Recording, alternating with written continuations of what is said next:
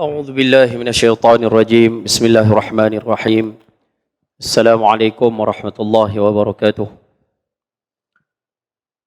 الحمد لله وكفى والصلاة والسلام على رسولنا المصطفى وعلى آله وصحبه ومن اهتدى اللهم اجعل جمعنا هذا جمعا مرحوما وتفرقنا من بعده تفرقا معصوما ولا حول ولا قوة إلا بالله العلي العظيم قال الله تعالى في كتابه العزيز أعوذ بالله من الشيطان الرجيم وما كان الله ليعذبهم وأنت فيهم وما كان الله معذبهم وهم يستغفرون صدق الله العظيم. Dan Allah sama sekali tidak akan menyiksa mereka selama mana kamu wahai Muhammad bersama dengan mereka. Dan Allah tidak menyiksa mereka, yakni tidak menurunkan bala kepada mereka selama mana mereka beristighfar, yakni memohon ampun. Terima kasih diucapkan pada Al-Fadhil pengurusi program kita malam ini, khususnya barisan kepimpinan surau, khususnya muslimin muslimat, ibu-ibu, ayah-ayah, adik-adik, dan tak dilupakan kepada yang menonton secara live ataupun yang rakam pada malam ini. Mudah-mudahan kita semua diberkati dan dirahmati Allah Subhanahu Wa Taala insya-Allah. Alhamdulillah, kita rafakkan kesyukuran pada Allah Subhanahu Wa Taala. Malam ni malam yang kalau ikut malam ni malam yang ke-13 lah. Daripada bulan Rabiul Awal ataupun nama yang lain Rabiul Anwar, bulan Rabi' yang bercahaya 1442 Hijrah. Allah masih lagi menjangkan usia, berikan kita kelapangan, sihatan, sama-sama boleh berada dalam majlis yang walaupun seperti mana pengurusi sebut tadi last minute. Dan ni last minute, asalnya cadang tempat lain lah, kali tukar tempat lain, tak apalah. Ala kulli hal, mudah-mudahan pertemuan kita malam ni ada faedah dan manfaat insya-Allah. Ayah-ayah, ibu-ibu dirahmati Allah Subhanahu Wa Taala sekalian. 20 minit dah fikir nak cakap apa 20 minit ni. Kan, orang mic ni dia sejam lalu. Kan, tapi tak apalah. Kalau kita tengok dalam dunia hari ni secara umumnya dalam dunia hari ni, secara khusus kita tengok di Malaysia dan lebih khusus lagi kita tengok di negeri kita sendiri, Pulau Pinang. Kalau kita tengok secara general macam tu, secara umum macam tu, Allah Ta'ala sedang balakan kita dengan satu bala yang sangat-sangat besar pada hari ini. Bala yang ditimpakan kepada manusia hari ini sangat-sangat besar. Tapi yang sedihnya, umat Islam hari ini tak perasan kata ni bala. Dia tak rasa pun kata ni bala. Dia rasa tak apa. Orang Islam hari ini bila sebut kata bala, dia nampak gempa bumi, tu bala lah tu. Tanah runtuh, tu bala lah tu. Ataupun ekonomi jatuh, tu bala lah tu. Covid, bala lah tu. Ataupun apa lagi, gila jawatan, boleh masuk lah tu? Boleh lah no. Gila jawatan Ustaz, nampak ke tak stabilan, politik tak stabil, ekonomi tak stabil, saham tak stabil. Hak ni bala Ustaz, okey. Betul Ustaz, kita terima, ni semua bala. Ujian, musibah. Baik. Tapi kita tak perasan, rupanya semua bala yang ada pada yang duk sebut banyak-banyak tadi tu, bala-bala yang banyak-banyak tadi, dia datang, dia berpunca daripada bala yang nombor satu ni. Tapi bala ni orang tak perasan, kata dia bala. Bala apa Ustaz? Rupanya bala yang saya maksudkan adalah umat Islam hari ni mula lupa kepada baginda sallallahu alaihi wa ala alihi wasallam. Itulah bala paling besar sekali hari ni. Umat Islam hari ini jauh daripada baginda sallallahu alaihi wasallam. Sedangkan Allah Ta'ala berfirman dalam Al-Quran, walaupun syarahannya banyak kita nak ambil untuk kita lah, ahlan wa sahlan. Alah, sila-sila. Mereka bagi kerusi malam ni cantik tau. Baju hijau, kerusi hijau. Ayah ke merah, belakang pun merah. Orang pandai pun susun. Ya noh. Ini banyak. Baik. Balik pada tajuk noh. Jadi boleh cakap pendek lah. Baik. Umat Islam hari ini mula lupa pada Nabi SAW. Dalil dia ambil mana Ustaz? Dalil dia ayat yang saya baca tadi. Allah Ta'ala menyatakan, وَمَا كَانَ اللَّهُ لِيُعَذِّبَهُمْ وَأَنْتَ فِيهِمْ. Dan Allah sama sekali tidak akan turunkan bala selama mana kamu, wahai Muhammad, ada bersama dengan mereka. Kamu ada dengan mereka, bala tak turun. Ayah-ayah, ibu-ibu yang mengaji malam ni, kita ambil sejarah sikit lah. Tak mau panjang-panjang, ringkas-ringkas. Nabi SAW hidup atas muka bumi ini 63 tahun. Semua orang tahu belakang, 63. 53 tahun di Mekah, 10 tahun di Madinah. Okay, selesai. Sewaktu baginda berada di kota Mekah 53 tahun tu, umur 40 baru dilantik menjadi Rasul. Daripada 40 sampai 53, 13 tahun berdakwah di Mekah lah. Tapi sebelum baginda dilantik jadi Rasul, baginda juga menetap di Mekah. Poin yang kita nak kongsi malam ni, waktu baginda berada di kota Mekah, apa kemaksiatan yang tak ada di kota Mekah? Bunuh orang, ada. Bunuh bayi pun ada. Masa tu. Zaman tu. Walaupun dah waktu baginda lahir, benda tu dah berkurangan, tapi dia masih ada. Minum arak, biasa. Judi, biasa. Riba, biasa. Bahkan waktu Nabi SAW berada di kota Mekah, berhala bukan ada satu. 360 keliling Kaabah. 360 sehari satu Tok Kong. Ada yang emas, ada daripada perak, ada daripada tembaga, ada daripada kayu, ada macam-macam bentuk. 360. Bukan takat di keliling Kaabah, dalam Kaabah pun ada. Tapi bala tak turun. Mekah tetap menjadi kota yang makmur kerana baginda SAW ada di situ. Boleh dapat no? Saya nak ringkas-ringkas poin apa saya poin dia banyak. Jadi kita nak ringkas-ringkas lah. Okey, selesai. Nak bagi poin, nak bagi nampak ya. Kata Mekah tetap jadi kota yang makmur.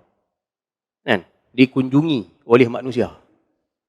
Aman daripada musibah, aman daripada apa? Serangan musuh dan sebagainya. Aman belakang. Allah Ta'ala pelihara. Baginda hijrah ke kota Madinah. Madinah dulu nama dia Yathrib. Baginda duduk di kota Madinah ni 10 tahun. Semua orang tahu belaka sebelum nama Madinah, nama dia Yathrib. Yathrib ni kota wabak, dia kota penyakit. Ruang udara kota Madinah ni, ruang udara Yathrib ni dia kotor. Sebab tu ulama sejarah sebut, kalau burung lalu atas ruang udara Yathrib masa tu, kalau burung lalu, burung pun jatuh. Nampak? Udara dia kotor. Orang Madinah yang duduk di Madinah, orang Yathrib tu lah, Aus, Khazraj, Yahudi yang kita duduk dengar, pok-pok tu duduk di kota Yathrib, duduk di Madinah, okey je Ustaz. Mereka okey je. Bahasa kita sebut cara mudah lah. Mereka mangli lah. Mangli lah dengan cuaca macam tu, dengan sabuk macam tu, dengan ruang udara macam tu. Dengan udara macam tu, mereka mangli lah. Macam kita lah lebih kurang kan. Masa awal-awal duduk dulu, bau babi tu jam lah. Sini bau babi lah. Kita bau no. Aku bang menerong lah jawab dah. Ya, saya ada rumah kubang menerong. Kan? Masa mula-mula duduk, pagi bau babi, tengah hari bau babi lah jam tu. Tak boleh. Gelak. Bau babi kan. Bau je lah.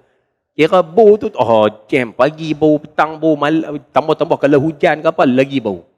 Hari pertama api, jam. Hari kedua, jam. Tapi kalau dah duduk sampai 5 tahun, mangli.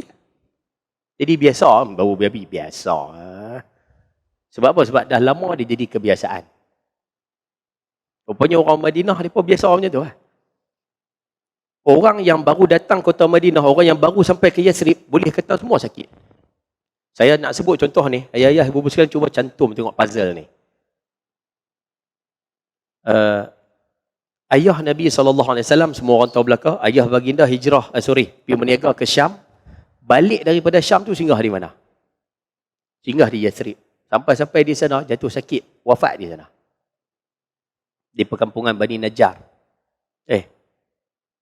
Ibu Nabi SAW, sama juga, waktu baginda berusia 6 tahun, ibu baginda bawa baginda ke Yathrib tu. Masa tu belum nama Madinah, Yathrib. Duduk di sana hampir 2 bulan. Duduk di mana Ustaz? Perkampungan Bani Najjar. Duduk di situ. Dan di situlah Nabi belajar sibahah, berenang. Time tu. Kalau orang tanya Nabi belajar berenang Ustaz, belajar lah. Masa Nabi duduk di perkampungan tu, belajar berenang. Masa tu umur 6 tahun. Pasal apa pilih perkampungan Bani Najjar Ustaz? Pasal apa kampung tu, ayah Nabi pun singgah situ, ibu Nabi SAW singgah situ. Lah macam mana tak singgah kampung Bani Najjar? Datuk Nabi SAW, ringkas no? Muhammad bin Abdullah bin Abdul Muttalib bin Hashim. Hashim, Datuk Nabi SAW yang namanya Hashim, Sayyidina Hashim. Hashim kahwin dengan wanita Bani Najjar. Kahwin dengan orang perempuan Bani Najjar. Dapat anak nama Abdul Muttalib. Yang kita duduk dengar nama Abdul Muttalib, Datuk Nabi Abdul Muttalib, Datuk Nabi SAW. Abdul Muttalib lahir di kota Madinah, dibawa di kota Mekah, membesar di Mekah, jadi pemimpin kota Mekah. Jadi perkampungan Bani Najjar ni ada kaitan dengan keluarga dengan Nabi SAW. Dan ayah kalau kita cek sikit lagi, kita dah dengar nama Sayyidina Abu Ayyub Al-Ansari. Kan Nabi SAW berhijrah, Nabi pilih rumah Sayyidina Abu Ayyub. Waktu semua orang pegang tali unta Nabi, Nabi sebut khallu sabilaha. Biar lepas kat dia. Fa innaha ma'murun. Dia dah diarahkan. Maksud dia lepas dia. Tuhan pandu dia nak pergi ke mana. Kan singgah rumah Sayyidina Abu Ayyub Al-Ansari. Sayyidina Abu Ayyub kalau ikut pandangan Al-Imam Abu Hasan Ali Al-Hasani An-Nadwi, ulama besar di India, dah meninggal dunia, pernah datang Malaysia sekali dulu. Ni Abu Hasan Ali Al-Hasani ni tok guru, mantan mufti Kedah. Pernah jadi guru pada Syekh Ahmad Fahmi Zamzam. Dan ada tokoh-tokoh lain lah di Malaysia ni. Dalam kitab tersebut dinyatakan, Abu Ayyub Al-Ansari dengan Nabi SAW ni ada hubungan kekeluargaan. Lebih kurang 2-3 pupu. Dekat Mana tak jauh mana? Faham ke dia cerita? Wah, ya senyap. Kan? Maknanya ada hubungan kekeluargaan. Saya lari tajuk kona picuh lah. Nak cerita bab Nabi SAW pergi Nabi SAW dengan ibu baginda Sayyidatina Aminah pergi ke Yathrib, duduk di sana 2 bulan, jatuh sakit ke? Udara dia kotor. Balik ke kota Mekah, tak sempat sampai di Mekah, wafat di Abu. Semua orang tahu belakang cerita tu. Waktu peristiwa hijrah, berapa ramai sahabat, semua pakat pergi Yathrib belakang, pergi Madinah belakang. Berapa ramai jatuh sakit. Sayyidina Abu Bakar jatuh sakit, Sayyidina Fatimah jatuh sakit, Sayyidina Bilal jatuh sakit. Berapa ramai sakit masa sampai. Sebab ruang udara dia agak tak berapa cantik. Tapi cuba tengok bila baginda sampai. Saya ringkas-ringkas ni, masa-masa tak mengizinkan. Bila baginda SAW sampai di kota Madinah, satu hari baginda duduk dengan para sahabat, tiba-tiba ada mai kepada Nabi dan para sahabat ni, satu orang perempuan tua. Perempuan tua, baju hitam, pakai kelumur hitam tu lah, orang perempuan tua. Bila Nabi tanya sahabat, kenal tak siapa? Saya ringkas-ringkas ni, Nabi kenal tak siapa? Sahabat kata tak tahu. Nabi kata tu Humma, tu penyakit kota Madinah. Penyakit kota Madinah. Allah Ta'ala jelmakan penyakit tersebut jadi makhluk yang jadi nampak bentuk manusia. Penyakit teruk tadi. Baginda sampai, Allah Ta'ala jelmakan penyakit kota Madinah tu jadi makcik tu. Dan Nabi SAW halau makcik tu keluar. Maksudnya perambat keluar lah. Tak silap saya, makcik tu pergi ke satu tempat. Tempat tu ada lagi di Arab Saudi sampai sekarang. Saya pun tak sempat nak cek dalam Google. Kalau tak silap saya lah. Kalau tak silap, nanti boleh cek semula Makcik tu pergi ke satu tempat nama dia Juhfah. Tempat tu ada di Arab Saudi. Baiklah. Tapi ayak di tempat tersebut tak apa cantik. Dia ayak dia nampak tak apa elok. Ada nampak macam ada racun sikit, tapi bukan racun mematikan lah. Tapi ayak dia tak apa elok. Makcik tu pergi tenggek dia tu. Dan selepas tu apa jadi? Kota Madinah, kota Yathrib ditukar kepada kota Madinatul Munawwarah. Dan kota Madinah selepas makcik tu keluar, terus jadi kota syifa, kota ubat. Sebab tu kalau kita tengok kadang ada mutawif yang mendalami dengan ilmu sejarah, mendalami, pegang dengan akidah Ahlussunnah wal Jamaah. Kadang-kadang kita pergi Madinah, kadang-kadang dia pesan. Adab kita dengan kota Madinah, dia kata buang emas. Emas tu jangan pakai. Di Mekah selalu orang pakai emas. Pasal udara dia agak kotor. Bukan kotor lah, maksud dia debu tu. Orang kadang Allah dengan debu. Tapi di Madinah, adab kita buang emas. Biar kita duduk sudut udara Madinah tu masuk dalam badan. Sebab kota Madinah dah jadi kota syifa, kota ubat. Dan dia kekal jadi kota ubat. Dia kekal jadi kota yang diangkat bala sampai kiamat. Sebab apa? Sebab baginda ada di sana. Sallallahu alaihi wasallam. Faham tak bahasa saya? Lena, selesai. Saja nak bagi fahamnya bukan ada apa. Baik. Habis tu Ustaz, bila baginda berada, bala diangkat. Okey. Sekarang ni Ustaz, kita macam mana pula? Ni kita nak ambil untuk kita lah. Kita ni macam mana sekarang? Kita sekarang, jarak kita dengan baginda SAW 1400 tahun. Jauh. Kita dengan baginda jauh. Walaupun dari sudut jaraknya jauh, tetapi kalau kata mana-mana individu, mana-mana orang, mana-mana keluarga, mana-mana masyarakat, mana-mana negeri dan negara menghidupkan Nabi SAW. Dalam erti kata, menghidupkan ajaran Nabi SAW. individu tu, keluarga tu, masyarakat tu, negeri tu, bahkan negara tu, insya-Allah bala diangkat daripada perkara tersebut. Allah Ta'ala angkat bala orang tu kalau orang tu menghidupkan ajaran Nabi SAW. Bala diangkat pada keluarga dan masyarakat tu kalau mereka menghidupkan ajaran baginda SAW. Negeri dan negara pun selamat daripada pelbagai bala jika mereka melaksanakan apa yang diajarkan oleh baginda SAW. Tu ya. Habis itu hari ni yang jadi serabut teruk Ustaz, diri sendiri, keluarga, masyarakat, negeri, negara, balik pada poin awal tadi, kerana manusia tinggalkan Nabi SAW. Wah. Saya buat contoh-contoh simple sudahlah, kita tak payah ambil yang besar-besar. Nah, kita ambil contoh simple sudah. Saya nak minta izin buat contoh setiap peringkat. Kita nak bagi nampak kata, dan nak bagi nampak jelaslah isu ni. Oh dia. Gayak tengok ah. Kan? Tak yakut tak apa, rajin masuk TV. Kan? Baik, kena pakai kah? Oh ya kah? Saya nak habis ni. Ulang balik apa? Ulang balik. Try. Baik. Saya nak buat contoh-contoh malam ni, contoh yang simple sahaja. Yang mana contoh yang saya nak bagi ni, boleh dikatakan kesemuanya hukumnya sunat. Hukumnya sunat dia. Ajaran Nabi SAW yang dianjurkan untuk kita buat, yang kita diminta buat, dan hukumnya sunat. Saya nak kongsi tajuk-tajuk yang seumpama ni, nak bagi gambaran dari kita, nak bagi pakat nampak lah. Kalau yang sunat macam ni pun, faedah dia besar. Kalau yang sunat macam ni pun, dia punya kelebihan dia banyak. Apatah lagi benda-benda wajib yang agama kita perintahkan. Hak sunat macam ni pun, faedah dia besar. Kita buat contoh simple-simple sudah. Kita ambil individu dulu. Kan? Ayah anda dengar tak? Nabi SAW ajak kita lepas makan hisap jari. Kan? Rasulullah SAW ya'kulu bi thalathi asabi'ah. Nabi makan guna 3 jari. Yang ni. Kan? Ibu jari, jari telunjuk, jari tengah. Tapi bukan semua makanan Nabi makan 3 jari lah. Tak gitu kata, oh Nabi makan sunnah 3 jari. No. Bukan semua makanan. Ada ketika Nabi makan macam ni pun dah. Kalau Nabi makan daging kambing, kadang Nabi pegang macam tu. Tengok jenis makan lah.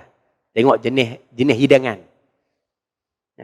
Jadi kita asasnya makan guna 3 jari. Kita masyarakat Melayu kita makan boleh guna 3 jari. Banyak makanan kita sesuai 3 jari. Makan roti, makan cok kodok, macam cok meneram. Ini makan apa? Cok pisang, pek ngoh. Tu semua boleh 3 jari belakang tau. Mi goreng, bihun pun boleh, kuih tiaw boleh 3 jari. Tapi kalau makan nasi, jangan pakai 3 jari. Nasi kalau duduk tibai 3 jari, orang lain dah siap basuh pinggan dah. Kita sepinggan tak habis. Cermat kan. Sunnah. Benda mau. Tu 5 jari kan. Laksa? Laksa nak pakai berapa jari? Laksa kalau tibai dengan jari memang tak cerdik. Laksa pakai camcar. Maksudnya ikut kesesuaian lah. Nak sebut kesesuaian. Kan selesai makan guna 3 jari ni kan Nabi sebut, hadis tersebut di hujung dia disebut wa yal'aqu asabi'ahu qabla an yamsahaha. Dan Nabi menghisap jari sebelum membasuh dia. Sebelum basuh hisap dulu.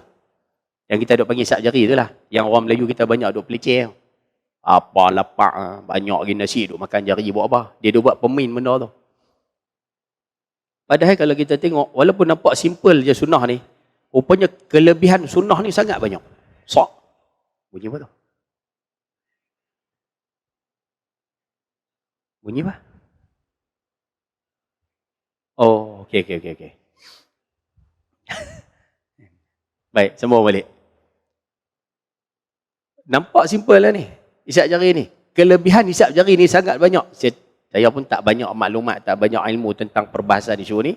Yang saya tahu satu antara kelebihan yang ada yang Allah Ta'ala bagilah ni, bila kita ikut sunnah seumpama ni, rupanya dalam mulut manusia kan ada enzim amylase. Enzim yang menghancurkan makanan tu.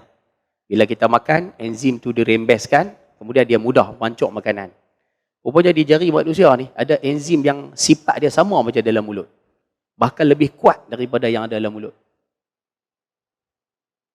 Mana-mana manusia, bila dia makan, habis makan, dia hisap jari. Apa yang berlaku? Makanan dalam perut dia ni akan cepat tercena, dia cepat hancur. Jadi bila cepat hancur, cepat buang.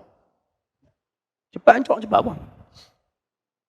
Dan makanan yang ada dalam badan kita ni, ayah boleh tanya lah orang yang terlibat dalam bidang perubatan, cuba tanya.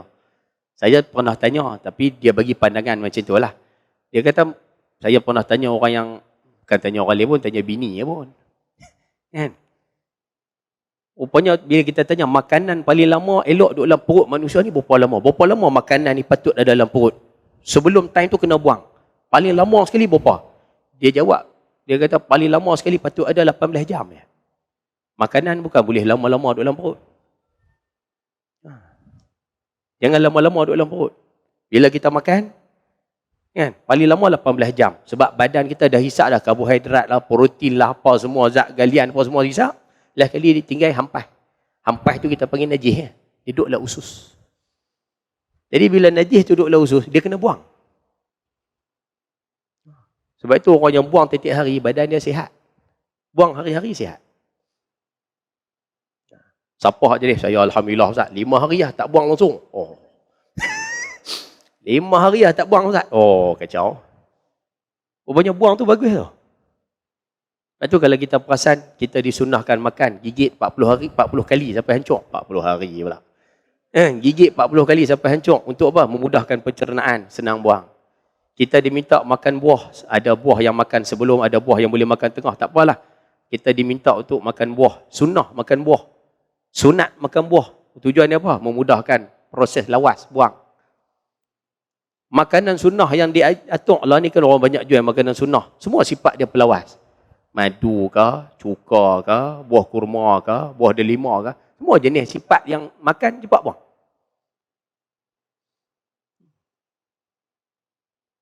Rupanya najis bila duduk lama dalam perut, dia akan tukar jadi racun. Racun tu yang orang hari ni sebut sebagai toksin.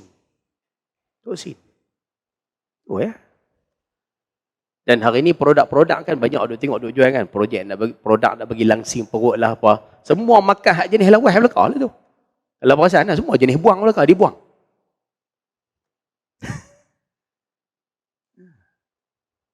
Tu ya.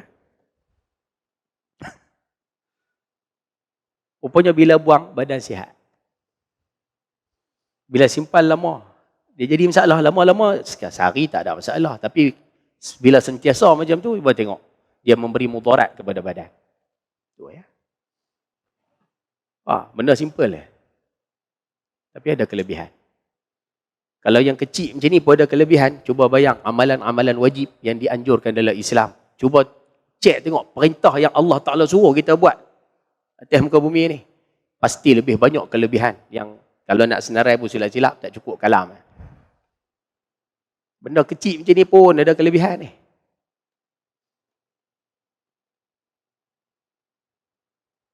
Faham ke saya buat contoh? Saya jangan tengok tu, saya tengok sana malu dah. Baik, naik atas sikit, contoh simple. Nak buat contoh kata bila ajaran ni ditinggalkan, cuba tengok mudarat kepada manusia tu macam mana. Ni contoh simple lah. Naik atas sikit dalam keluarga. Saya baru mengajak tajuk ni saja simple-simple dah, tak mau beritiak panjang-panjang. Ya, minta maaf ni satu contoh bentuk pendidikan kepada anak-anak. Islam ajak. Tapi bila kita tak amalkan apa yang Islam ajak, apa yang Nabi ajak, cuba tengok. Jadi macam-macam masalah. Contoh simple. Hadis ni panjang. Saya ambil poin bahasa Melayu terus lah. Ambil poin terus daripada hadis ni. Bagi mudah, cepat. Hadis riwayat Sayyidina Jabir. Riwayat daripada Imam Muslim. Nabi SAW pesan kepada kita, apabila hari mulai malam, ataupun hari malam lah. Apabila hari malam, ataupun mulai malam. Mulai malam ni kita panggil senja. Bila hari mari dekat-dekat senja, Nabi sebut, fakuffu sibyanakum, laranglah anak-anak kamu keluar rumah. Bila hari senja dekat-dekat maghrib, sekat anak-anak kamu daripada keluar rumah. Kalau ayah ibu-ibu perasan, orang tua-tua dulu macam tu kan. Dekat-dekat anak maghrib dia panggil habis, oi masuk, oi masuk, balik, semua balik. Nampak? Orang dulu-dulu buat tau. Kalau perasan lah. Lepas tu, hidup berkat. Rupanya Nabi suruh maghrib-maghrib masuk. Sebab apa kena masuk? Fa inna syayatina tantashiru hina idzin, kerana setan banyak duk kelewak waktu-waktu maghrib ni. Waktu-waktu dekat senja tu. Sama ada syaitanul ins, manusia, orang jahat lah. Ataupun syaitanul jin, jenis netang tak nampak ni. Banyak duk kelewat tu. Nabi suruh masuk. Umat Islam hari ni, kalau perhati tengok, maghrib-maghrib pergi mana? Saya maghrib tu keluar nak pergi makan. Cari apa kita tak tahu. Tak makan apa time maghrib tu. Main nampak 45, baru duduk bersiap nak pergi mana? Cakotiau. Lah, Cakotiau nampak 45. Pederah sampai sana, pukul 7 suku, baru dapat meja. Duduk tu. Order apa semua, makan apa semua sampai 7.45. Lepas tu Ustaz, baru pederah balik. Pukul 8 baru nak pederah balik. Kan? Kita tanya bila sembahyang maghrib. Dia kata tak apa, 8.30 lagi sembahyang maghrib. 8.30 maghrib pun 8 suku isyak lah ni. Kan? Kalau perhati tengok, banyak lah kedai-kedai makan lah ni. Maghrib penuh. Kita pun dia kan. Lepas tu harap yang main mengaji jangan buat lah. Maghrib, duduk jalan pergi mana Ustaz? Maidin. Maghrib, Maidin. Nampak 45, gedek, pergi mana? Maidin. No. Tak ada orang ni tau. Yang duduk keluar jalan tu buat apa? Nabi suruh duduk di rumah. Maghrib masuk dalam rumah. Lepas tu kalau boleh yang main mengaji malam ni, kalau boleh maghrib tu panggil lah. Meridukkan balik ajaran ni. Panggil masuk. Jangan duduk jalan kedai makan, jangan duduk pergi pasar raya. Tu duduk pasar malam pun, pulun pasar malam, tem-tem maghrib tu. Pergi lah awal sikit. Kalau tak mau, pergi lepas isyak. Kan lepas isyak, banyak barang murah dah. Kan? Kalau pergi awal, sebakui buah RM5. Tapi kalau pergi lepas isyak, 2 bakui RM5. Kan banyak tu. Jangan duk. Ini kalut waktu maghrib juga nak berjalan. Nabi kata, فَإِذَا ذَهَبَ سَاعَةٌ مِنَ الْعِشَاء. Ringkas poin tu. Bunyi dah. Boleh sikit lagi? Boleh. Sikit lagi no? Nak berhenti lah. Saya nak berhenti. Saya satu round ni. Kita bagi Ustaz Yaakob lah. Dia. Kan? Ada moderator Ustaz.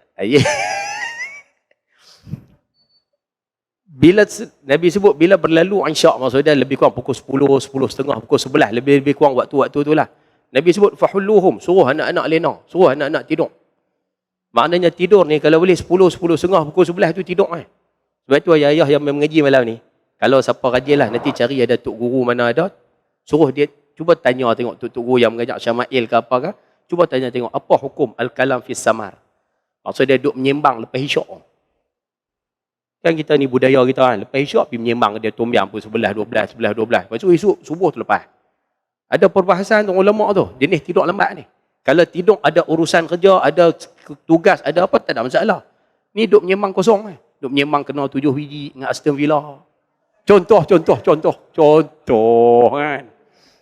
Duk sembang kena 6-1 dengan Tottenham Hotspur. Kan. Lepas tu duk balas balik. Lepas tu menang 3 biji. Duk bahas tu. Duk bahasa kasar kita panggil duk sembang kosong macam tu lah. Ulama bahas tu, apa hukum dah.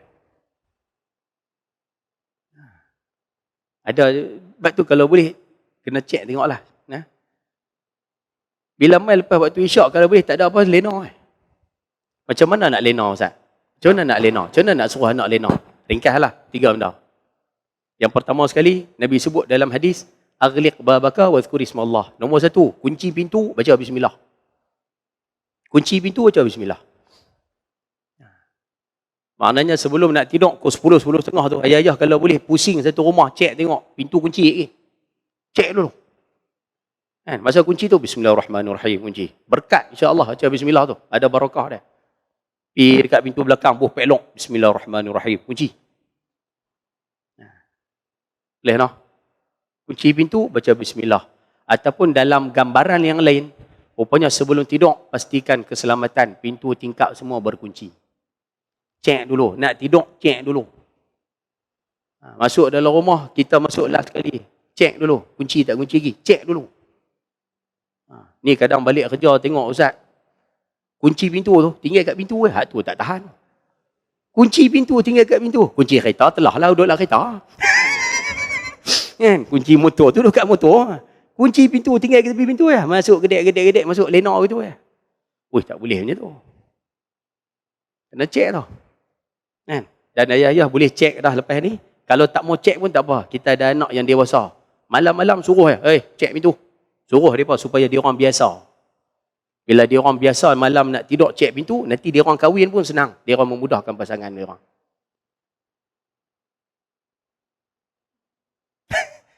Saya tak setuju nampak gaya apa. Ini contohlah contoh. Saya nak ringkas-ringkas tak boleh tiap panjang. Yang kedua Nabi sebut wa atfi misbahaka wa dhkuri ismallah. Nombor 2 padam lampu. Sebut nama Allah. Pergi dekat lampu bismillahirrahmanirrahim tutup. Bismillahirrahmanirrahim tutup. Bismillahirrahmanirrahim tutup. Tutup baca bismillah. Kalau dulu padam pelita tu. Dulu. Lah ni lampu Kalimantan macam ni. Sebab apa tutup Ustaz? Kalau dulu untuk keselamatan lah, takut api terbakar. Sekarang ni pembaziran lah. Lepas tu nak tidur malam, cek lampu, tengok lampu tutup. Buka lampu luar 1-2 sudahlah. Ni kita nak suruh anak kecil tidur. Ayah nak suruh cucu tidur. Campur ni apa 11.30 tak tidur ni. Awak yang tak mengantuk ni. Nak mengantuk, nama lampu cerah lah rumah. Dia kena tutup. Tutup lampu, tutup sekali yang 4 segi je. Tahu 4 segi tu? 4 segi pun padam sekali. Apa dia 4 segi Ustaz? Televisyen tu lah. Padam sekali lah. Tapi lah susah sebab ada menetang ni. Ni susah sikit lah. Tapi kalau TV tutup lah. Alah tak payah tengok lah. Perempuan tanpa dosa tu tak payah tengok lah. Tajuk pun nampak macam tak apa kena. Mana ada manusia tak ada dosa. Semua ada dosa. Boleh no, tak apalah nak tengok lah, saya bukan marah tengok kan. Tutup TV tu. Padam. Nak tidur padam, lampu-lampu tutup. Kalau kita tak boleh tutup, suruh anak-anak tutup supaya depa dilatih. Malam tutup. Tu. Dan yang ketiga, ni ibu-ibu di belakang kot no. Nombor 3 pergi ke dapur. Tengok mana-mana bekas makanan, bekas minuman terbuka, tutup.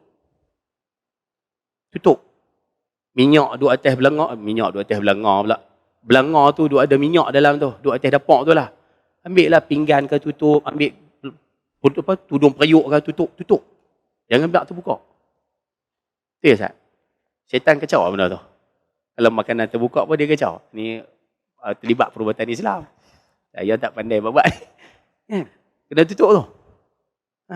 Makanan dalam ni ada makan apa semua. Ambil bola peti simpan dalam peti Saya mengajak satu tempat. Live pula. Harap-harap makcik tu tak tengok live ni. Tapi geram. Kata biar tak puas, biar minta maaf makcik tu. Saya mengajak tajuk ni. Saya kata lah lepas makan apa semua tu, pinggan-pinggan apa bekas makan tu, saya kata letaklah dalam peti ais. Buh dalam peti ais. Jangan tinggal atas meja macam tu ya. Dia jawab tu yang. Dia kata, Ustaz, peti ais penuh Ustaz. Macam mana nak sumbat masuk? Jawab tu yang kita geram sungguh. Dia kata peti ais penuh, macam mana nak buh masuk? Ya dengar-dengar tu saya kata inilah. Saya tak tahu masa tu geram kan. Saya pun jawab ala kadar macam tu Saya kata makcik kalau makan, makcik makan ikan tamban. Ikan tamban tinggal sekerak tu ya, ikan tamban. Dia makan tinggal sekerak tu. Kan orang kita jenis makan tak habis tu. Ikan tamban makan tinggal sekerak tu. Ekor dia hujung tu. Bila dia nak buh dalam peti ais, pinggan besar ni. Dia buh ikan tamban sekok, lepas tu dia buh dalam peti ais. Telur besar ni. Telur, dia dah cubit, telur ada tinggal besar ni ya. Dia buh pinggan besar ni kok, buh ujung tu. Lepas tu buh dalam peti ais. Kalau macam tu, ketat dalam peti ais tu. Faham tak ketat?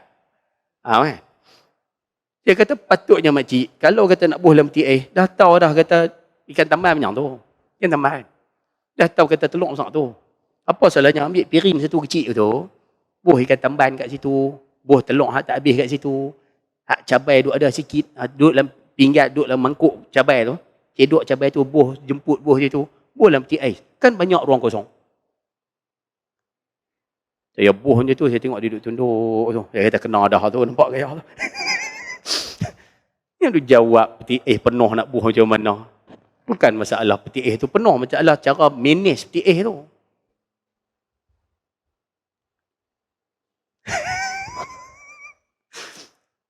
Tak maaf no, kalau ada yang merasa. Nak sebut, ni contoh simple ya saya sebut ni, bukan contoh besar-besar. Nak sebut kata apa, bila ajaran Islam cuba tengok orang tinggal, nak tidur tinggal, pinggan-pinggan dalam singkit tinggal. Akhirnya apa jadi? Habis, mudarat habis. Syaitan cukup suka tempat kotor, syaitan cukup suka rumah yang kotor, benda-benda kotor ni syaitan cukup suka. Dan dia sangat tidak menyukai yang bersih. Hati yang bersih dia tak suka, badan yang bersih dia tak suka, pakaian yang bersih dia tak suka, tempat tinggal yang bersih, apa-apa yang bersih syaitan tak suka. Sebab tu Nabi pesan an-nadhafatu minal iman, kebersihan sebahagian daripada iman. Boleh noh? Selesai. Yang terakhir, saya nak serah. Nak buat contoh ya. Kata orang tinggal ajaran Nabi, cuba tengok apa yang berlaku. Jadi macam-macam masalah. Masyarakat, saya rasa tak payah noh. Sini, kalau nak tahu isu masyarakat, saya minta sila lah, ayah yang mengaji malam ni. Saya minta sila ke Surah Al-Husna. Surah Al-Husna tu. Kan? Hari Khamis minggu keempat. Di situ tiap bulan kita mengajar tajuk adab hidup masyarakat. Tiap bulan tajuk tu ya. Macam-macam lah, tajuk dengan jiran, tajuk dengan bini, tajuk dengan apa. Kalau nak minta sila, tapi jangan rakam. Yang rakam tak habis ya. Tu memang kita buat untuk orang situ ya. Kan, nak pergi mengaji boleh? Tak ada masalah. Baik, jadi isu masyarakat saya rasa tak mau bincang kot noh. Cuma nak sebutlah ayah-ayah duduk rumah taman macam ni. Kalau boleh jaga adab dengan jiran. Dengan jiran jaga adab. Jangan buat bising. Pukul 10 malam duk katuk paku. Pang, 10 malam. Duk katuk dinding rumah kita. Betul, dinding tu dinding rumah kita. Tapi bunyi dia ganggu jiran. Boleh. Hak mana bela kucing. Jangan biarkan kucing kita duk pergi berak rumah orang. Jangan. Tu menyakitkan jiran. Boleh. Siapa nak renovate rumah? Kalau boleh sebelum renovate, pergilah jumpa jiran dulu. Minta izin. Bagi tahulah, ni kata saya nak renovate rumah. Saya nak tambah sikit depan ni, nak jadikan pos kereta ni, nak jadikan dia bilik. Jadi, waktu buat ni nanti kalau kata ada retak ke apa, bagi tahu nah. Kalau bocok bumbung ke apa, bagi tahu nah. Kalau ada terganggu bunyi bising pun, saya minta maaf banyak-banyak nah. Minta izin dulu. Kau buat aku tu lah macam mana? Akhirnya apa jadi? Tu yang gaduh. Kita buat rumah, kita kata ni rumah saya Ustaz, ikut suka saya nak buat macam mana pun. Betul. Tapi perbuatan kita buat macam tu, akhirnya menyebabkan hubungan dengan jiran jadi tak cantik. Jiran pula duk kata, ngaji saja. Kan? Pak, ni buat rumah tapi rumah kita retak, tengok meleleh ayak ni, bumbung bocok. Akhirnya jadi bala tu. Bala berkeli dengan jiran pula. Bila ajaran baginda tak diikuti, bala. Dia jadi musibah, susah. Boleh noh? Contoh. Naik atas lagi, penutup negeri negara. Bila orang tidak, bahasa kasar, bila kita buang Nabi SAW dalam kehidupan, buat tengok. Walaupun dalam negara, kita buang baginda. Ajaran baginda kita buang. Buat tengok apa jadi hari ni. Saya tak mau ambil banyak, kita ambil satu sudah. Lah ni dalam Malaysia yang duk serabut isu apa? Isu apa? Covid. Covid tak serabut Isu apa? Isu politik Kan? Kono. Kalau bahasa lah kita sebut, jadi macam orang gila. Semua pakat duk gila kan. Kalau kita tengok ajaran Nabi SAW, ayah duk apa hadis tu duk dengar selalu dah. Kan Nabi sebut, kullukum ra'in. Setiap kamu adalah pemimpin. Tapi yang lebih utama, wa kullukum mas'ulun 'an ra'iyatih, dan kamu akan dipertanggungjawabkan, akan ditanya atas apa yang kamu pimpin. Kalau sedap benda tu, jawatan tidak menjadi satu kegilaan. Kalau sedap benda tu. Tapi bila tak sedap benda tersebut, tak sedap kata nak kena tanya, semua pakai duk gila nak. Sebagai penutup, Sayyidina Abu Zar kata pada Rasulullah SAW, Ya Rasulullah, ala tasta'miluni? Ya Rasulullah, kamu tak mau lantik aku kah jadi pegawai? Tak mau lantik aku kah jadi pegang jawatan mana-mana? Tak mau bagi aku GLC ada tu saya tambah lah. Contoh, tak mau bagi aku jawatan kah? Nabi pegang Abu Zar macam ni.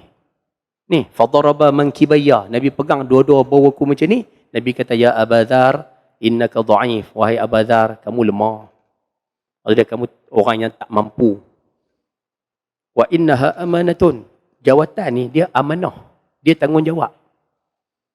Dan jawatan ini akan membuatkan seseorang itu dihina di hari akhirat dan akan membuatkan seseorang itu menyesal di hari akhirat kalau dia tak tunaikan tanggungjawab dia.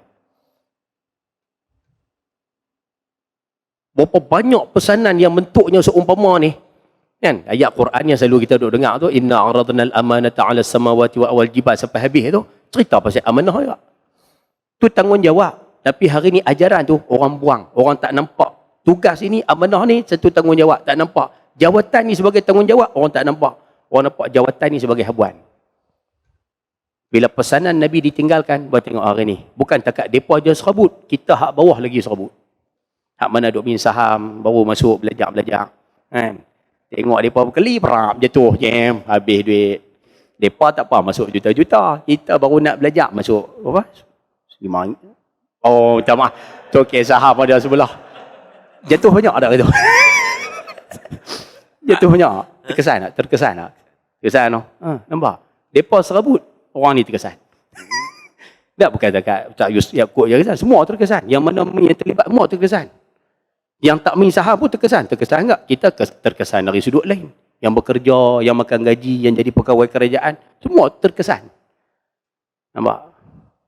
Poin kita nak sebut, bila ajaran Nabi SAW hilang, bertengok bala datang dengan pelbagai cara. Yang akhirnya menyebabkan kita jadi susah. Sebab itu hari ini bersempena dengan sambutan Maulidur Rasul SAW. Sepatutnya kita perlu balik kepada baginda SAW. Round kedua sekali kita buat kesimpulan. Kita serah pada Fadil Ustaz Yaakob dulu, insya-Allah. Minta maaf Ustaz noh, saya terlajak lebih sikit. Jadi saya rasa kesimpulan sekali Ustaz Yaakob bagi seorang ya. Ada Ustaz. Jiwa. Sila, boleh tafadhal masykurah. Bismillahirrahmanirrahim. Assalamualaikum warahmatullahi taala wabarakatuh. Alhamdulillah yang saya hormati sahabat dan guru saya Fadil Ustaz Fawaz Makjan, yang saya hormati Ustaz Mujib, Ustaz Mujib, yang hormati semua barisan jawatan kuasa surau Al-Fatih. Mudah-mudahan dengan keberkatan nama Al-Fatih itu memberikan pembukaan yang baik kepada hati-hati kita untuk terus hidup dengan kebaikan agama dan memberikan manfaat kepada ummah, insya-Allah. Sepatutnya nak rasa kalau Ustaz Fawaz terih pun nak rasa kita redha. Anda sendiri pun boleh tumpang. Lama tak dengar kuliah. Saya dulu setiap bulan kuliah, Ana akan ambil satu kuliah di Pusat Tarbiyah Unais jam 9 pagi. Sebab apa? Nak tunggu kuliah Ustaz Fawaz pukul 10. Jadi habis kuliah Ana, terus sambung dengan kuliah Ustaz Fawaz lah. Tapi lepas daripada hari tu PKP, tangguh kuliah dan sebagainya, jadi rindu kalam-kalam beliau tu. Jadi malam ni rasa tak puas. Kalau tuan-tuan izin, kita serah pula lagi sekali. Kalau saya pas batin kerja mudah. Boleh. Baik. Muslimin muslimat rahmati Allah SWT. Tadi Ustaz Fawaz cerita banyak dah benda-benda yang pada saya ilmu yang sangat berfaedah dan bermanfaat kepada kita. Dan di antaranya disebut macam mana bila Islam, orang Islam itu tinggal ajaran Islam, maka didatangkan keberatan, jadikan kepayahan, kesulitan dalam kehidupan kita. Hatta dalam sesimpel-simpel benda, orang tua-tua ajak dulu maghrib balik rumah. Lepas tu dalam ilmu perubatan Islam, kenapa maghrib kena balik rumah? Nabi sebut dalam hadis. Dan disebutkan juga kenapa? Disebabkan pertukaran waktu di antara alam ni dengan alam ghaib adalah pada waktu tu. Kita PM, AM ke PM, PM ke, maksudnya kita siang ke malam, sana malam ke siang. Jadi macam kita kalau pukul 7 pagi sibuk tak? Sibuk sebab orang semua nak keluar kerja. So alam ghaib pun mereka ada pekerjaan mereka, maka waktu itulah waktu mereka keluar. Dan sebab tu baginda Nabi SAW melarang daripada waktu maghrib dan sebagainya untuk kita duduk di luar rumah. Saya ingat kecil-kecil dulu ayah saya pesan senang kan. Waktu maghrib ada di rumah. Itu je. Nak main bola ke, nak main terbih ke, nak pergi buat menatang apa boleh. Maghrib ada di rumah. Sampai dia jadi satu sistem dalam kepala otak kita ni, tengah main bola tuan-tuan. Kadang-kadang kita tim yang kalah kena buka baju. Kan? Gol pertama kan, siapa kena gol pertama kena buka baju. Kan kena buka baju. Tuan-tuan dengar Allahu Akbar, azan tu bunyi, selerak balik, selipar tak ambil, baju tak ambil. Sebab apa? Dah disistemkan. Maka sebab tu bila ajaran Islam kita tinggal, maka tuan-tuan, maka bencananya kita tanggung. Sebab tu kalau kita tengok, ada beberapa benda yang simple-simple yang kita buat ni dipanggil actionable knowledge. Yang bila kita sebut, kita sama-sama boleh beramal. Duk bagi sagi amalan, bangun pagi, 100 qul huwallah, muhur tuan, sembang je terbang, saya pun tak buat. Ni kita ambil benda-benda yang asas, yang semua boleh amalkan terus. Di antaranya Syekh Nuruddin sebut ni benda yang asas. Kita tengok di antaranya Syekh Nuruddin marah ketika mana kita berjalan, pijak tempat sujud. Saya mula-mula waktu Syekh Nuruddin sebut tu, kita tak apa nak dapat macam mana pijak tempat sujud. Macam mana maksudnya bila kita selesai ambil wuduk ataupun tak selesai ambil wuduk di rumah pun, masuk dalam surau, masuk dalam masjid, jangan pijak tempat sujud ni. Maksudnya kita sendiri kena uruskan kaki bila dalam tapak perjalanan tadi, sama ada bila sampai di tempat sujud ni dilangkahkan besar atau dikecilkan. Yang pasti jangan pijak tempat sujud. Boleh dah fikir balik kenapa? Dia kata logiknya. Ini bukan dari segi perbahasan adab dalam Islam lagi ni. Ini dari segi logiknya. Bila kita ambil wuduk, kaki kita basah. Tonton pijak kapet, jadi apa tuan? Kena kaki kawan tu ada cekam, tak akan mampu orang pun. Kalau dia tak ada masalah kaki pun tuan-tuan, kaki ni tempat yang kita pijak merata. Maka Islam ajarkan adab sampai macam tu sekali. Tempat sujud pun jangan pijak.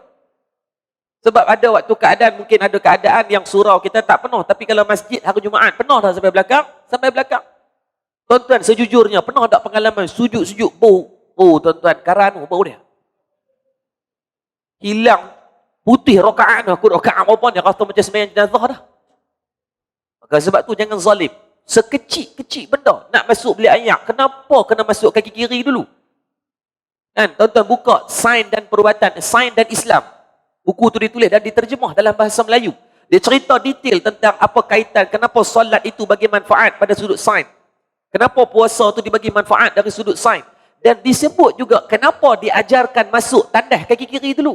Disebabkan refleks badan manusia ni Allah bagi tindak balas dia, kalaulah lincin, maka nak tergelincir tu tuan-tuan, kaki kanan akan cepat untuk respon. Dia akan minimalkan dari segi jatuh, impact kejatuhan tu. Automatik Allah jadikan, walaupun kita dominan kiri, walaupun kita ni standard Lee Chong Wei kan, main semua kaki kiri, main bola pun sepak kaki kiri, tetap Allah jadikan fitrah badan manusia itu dari segi kanannya dia akan lebih cepat respon untuk minimalkan jatuh. Mungkin jatuh gedebok juga, dia minimalkan keadaan. Sampai orang cari kajian yang macam tu. Sebab tu kalau kita tengok Syekh Nazrul Nasir, dia bagi satu sanad. Malam ni kita sama-sama kongsi. Saya Ustaz Fawaz lebih tahu sanad ni, tapi saya sekadar kongsi, insya-Allah sama-sama kita dapat manfaat. Syekh Nazrul buat duduk di Mesir, dia ajak kita cara lipat sejadah pun Islam ajak. Lipat sejadah ni kita main kadang-kadang ikut teradak, main bubuh ya. Dia lipat, jadi hari ni dia nak buat toser jadi toser, minggu depan nak buat roti kahwin, dia buat roti kahwin. Kan tuan-tuan, ni lipat sejadah ni. Sampaikan kata Islam ni, sampai benda-benda kecil ni pun diajar. Sebab apa? Sebab ada faedahnya. Lipat sejadah ni tuan ni, empat ni. Ustaz minta izin, salah Ustaz tegur dah. Ni, ambil macam ni dulu. Saya pandai dalam hidup saya, baju tak boleh lipat, sejadah ya. Sebab dalam rumah ada 2 sejadah ya. Dan saya dengan isteri jadi senang lah. Kalau Ustaz Fawaz dia 3 sejadah lah, tak bayar lah. Betul Ustaz? Ya dah. Dah, salah. Kalau salah tak tegur. Sejadah ni lipat macam ni, yang dipijak ni letak macam ni dulu, masuk dalam. Makcik-makcik tak nampak, minta maaf je lah. Yang buat-buat faham je lah makcik. Lagi minta suami ajak. Kalau tak ada suami, cari suami. Ni bawah, yang tempat sujud ni tetap dimuliakan, letak di bahagian atas. Kan? Betul Ustaz, macam mana kalau kami duduk masjid surau, yang sejadahnya diletak jenis macam kain putih panjang tu kan, nampak macam mana? Tetap muliakan yang sujud itu di atas, bukan yang bawah pergi ke atas. Tuan, ni kata Islam. Yang dibawa oleh baginda Nabi SAW ni cukup sempurna daripada sekecil-kecil benda. Hatta kita nak bersama dengan isteri pun Islam ajar. Tetapi bila kita tinggalkan satu yang menjadi bala bencana tanggungannya pada kita. Simple, benda simple dalam bab pemakanan. Hari ini kita kata cinta kepada Nabi, sayang kepada Nabi, rindu kepada Nabi SAW. Tetapi di antara benda yang kita menyalahi apa yang ajaran yang Nabi ajar adalah jaga tubuh badan. Kalau kita tengok dalam surah Nabi sebut, Nabi kata wa'an jismihi fima ablahu, akan ditanya kepada seorang manusia itu tentang jasad dan tubuh badan dia pada apa yang kita amanahkan untuk kita jaga. Di Malaysia KKM keluarkan kajian, rakyat Malaysia memang kita tak nafi tuan-tuan, kita mewah gila dengan makanan. Tuan-tuan takkan dapat makanan seperti di Malaysia di luar negara. Saya suka travel, terlepas pergi dekat 20-30 negara ni. Malaysia juga makanan sedap. Malaysia nonton satu makanan, dia kreatif buat macam-macam. Masak lemak, negeri lain pelik-pelik. Kedah ada masak lemak dia. Kan Terengganu dia masak lemak dia. Bubuk Asyura tu hak dia duk kata bid'ah masuk neraka tu. Kan saya heran beratok masuk neraka sebab bubuk Asyura. Tak ada kerja sungguh. Kan bubuk Asyura tu tuan-tuan makan. Kalau yang Kelantan dia ada daging, dia buah rempah. Kita makan beliu tuan. Sebab bukan lidah kita tuan-tuan. Saya makan hari tu tuan. Duk fikir ya Allah kalau paksa gini putih orang kentut ni. Tak boleh piung. Setiap negeri tu ada pelik-peliknya. Semua orang kita ni kreatif dalam bab makan. Tapi jangan sampai melebih-lebih. Kalau tuan-tuan baca dalam sirah, kalau betul sayang kepada Nabi, mulai pada malam ni, betulkan rutin makanan masing-masing. Ni biar maintain macam Ustaz Fawah ni. Anak ni kira dah beli satu tim bola, tapi maintain. Saya pun heran, apa tip pemakanan dia? Of course, yang pertama, bini doktor lah. Kan? Tak payah.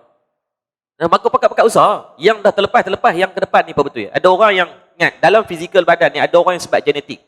Kadang dia tak makan banyak, tapi genetik tu membuatkan dia cepat. Tetapi kalau yang kita jenis makan banyak, tolong betulkan. Ni ingat tak? Wa an jismihi fima ablahu. Semua akan kena tanya. Ustaz yang duk hebat, saya duk cerita tentang sunnah Nabi, tiba-tiba dia tak menjaga tubuh badannya, maka dia dah menyalahi di antara yang disebut wa tukallimuna aydihim. Tangan nanti dakwah, ya Allah ni raja duk makan, dia tak berhenti, zalim hak perut. Hak 18 jam tadi yang sepatutnya, yang dah dicerna dan dihadam menjadi najis, tak ada nak jadi najis.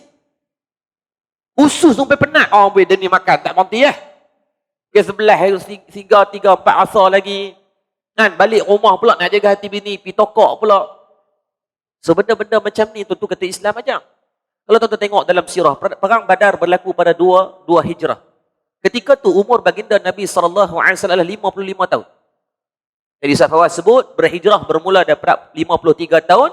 Tahun 2 Hijrah berlakunya perang Badar, maka umur Nabi ketika tu adalah 55 tahun. Kalau kita ni macam pilihan untuk bersara lagi setahun. Tak apalah, perang Badar dia kata Ustaz, perang Badar ni mungkin Nabi 55, okey lagi, baik. Ambil perang Tabuk, ambil perang Hunain tengok. Perang Khaybar pada tahun 7 Hijrah. Perang Tabuk di antara perang yang paling besar, Khazwah yang paling besar Nabi sertai. Menentang tentara Rom 100,000 orang. Tuan-tuan kena ingat, Nabi bukan pegang walkie-talkie duduk belakang. Bubuh. Serang, tekan nuklear. Bukan main red alert. Ni bukan main game. Nabi duduk di depan tu, frontliner. Ketika itu umur Nabi 62, 61 tahun. Dan Nabi bahasa mudah, Nabi fit tuan-tuan. Sebab tu benda asas pertama kalau tuan-tuan dan saya mengaku cinta kepada Nabi SAW, selain daripada selawat dan amalan-amalan yang kecil-kecil ini, tuan-tuan sama-sama mulai pada tahun 1442 Hijrah, semua kita pekat jaga kesihatan. Para sahabat buat benda yang sama. Mereka sangat menjaga kesihatan mereka. Sayyidina Abu Bakar As-Siddiq yang hampir sebaya dengan Nabi, sihat dia. Bersama dengan Nabi sehingga Nabi dah wafat pun, dia masih ada dalam medan peperangan. Bayangkan umur 60 lebih. Saya bercakap di atas kapasiti bekas pegawai tentera. Walaupun tak lama, saya 4 tahun, tapi saya tengok tuan-tuan maaf sebut, kalau di Malaysia berlaku peperangan, balik awal. Kan pegawai-pegawai kita waktu ujian kecergasan anggota yang umur biasanya umur 35 ke atas tuan-tuan, sadaqallahul azim. Yang tu duk counting hari bila nak pencet 21 tak? UKA depa kecoh banyak. Mau tak kecoh tuan-tuan, perut duk larang motor ni. Tak kira siapa ada tuan-tuan malam ni pakat betul. Saya doa dan kita sumpah, siapa yang malam ni mai mula-mula mudah-mudahan permudahkan semua jaga kesihatan. Ni sebab sayang Nabi ni. Ni berkat Rabiul Awal ni, doa kepada Allah, keberkatan Rasulullah moga mengalir dalam kehidupan kita.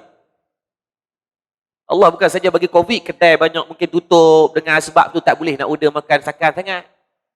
Kan duduk di rumah nak makan pun jadi cemuih sangat, jadi mungkin boleh berjaga. Pelan-pelan lah, kita sama-sama jaga. Juga kita jaga kita tu, kita jaga kita dulu. Kalau contoh di Malaysia berlaku peperangan, tuan-tuan resat kan regimen bahagian perubatan ni, saya rasa di belakang tu duk sambut orang sakit dah. Bukan sakit kena tembak. Boom, bunyi semboyan bunyi kan. Jantung. Kolesterol tuan-tuan. Terkejut, penat tuan-tuan, gout. Oh, patah balik gout. Itu kesihatan. Sayang kepada Nabi. Saya yakin ramai orang tak sebut. Tak apa orang sebut dia, orang tak suka, yang penting kita nak Nabi suka kita. Tak makan, jaga kesihatan. Saya susah hati, perut, badan saya naik. Kan? Saya masuk gym, tak apa, masuk pergi. Orang nak kata bukan kita nak badan ketok-ketok, six-pack macam Khabib Nurmagomedov. Tu tak payahlah. Kita bukan Nabi berkeliling orang, tapi biar kesihatan tubuh badan ni amanah kita dengan Allah, dasar sayang kita dengan Rasulullah. Saya baca sirah tentang para sahabat, 10 sahabat didirikan syurga, semua fit. Boleh duduk dalam medan perang, umur 60. Uish, tuan-tuan, 60 ni kita kek rambutan pun, dia baru kek 2 biji, dia abang cutak larat lah, mata pinak dah. Kalau genetik, dimaaf syarak. Benda tu kadang-kadang ada orang yang memang keluarga dia, keturunan dan sebagainya, dimaaf syarak. Tapi kalau amalan harian kita, betulkan. Balik sekejap pergi lah, hospital mana-mana buat medical check up sikit, check. Badan kita perlukan kalori berapa? Setiap manusia tak sama. Kami pelajar, pelajar saya semua. Kita akan bagi pelajar makan apa yang dia perlu, bukan apa dia nak. Pelajar-pelajar kita. Saya jumpa dengan Dr. Mazli ketika dia sebagai menteri dulu lah. Sebelum dia Sadaqallahul Azim tu. Wallahi, saya jumpa dia. Saya kata, doktor saya kata, kenapa kementerian tidak menetapkan satu garis panduan SOP tentang pemakanan? Saya kata di sekolah 90% pelajar-pelajar kita rosak dengan makanan. Saya kata anak saya pun sama. Duduk di sekolah kalau tanya makan apa? Fatih makan apa? Makan fast food. KKM dah keluarkan supporting dokumen mengatakan 80% penyakit yang ada kepada anak kita hari ini datang daripada punca pemakanan. Betul kan itu? Sebab tu dalam Quran kalau tanya Ustaz Fawaz cara detail.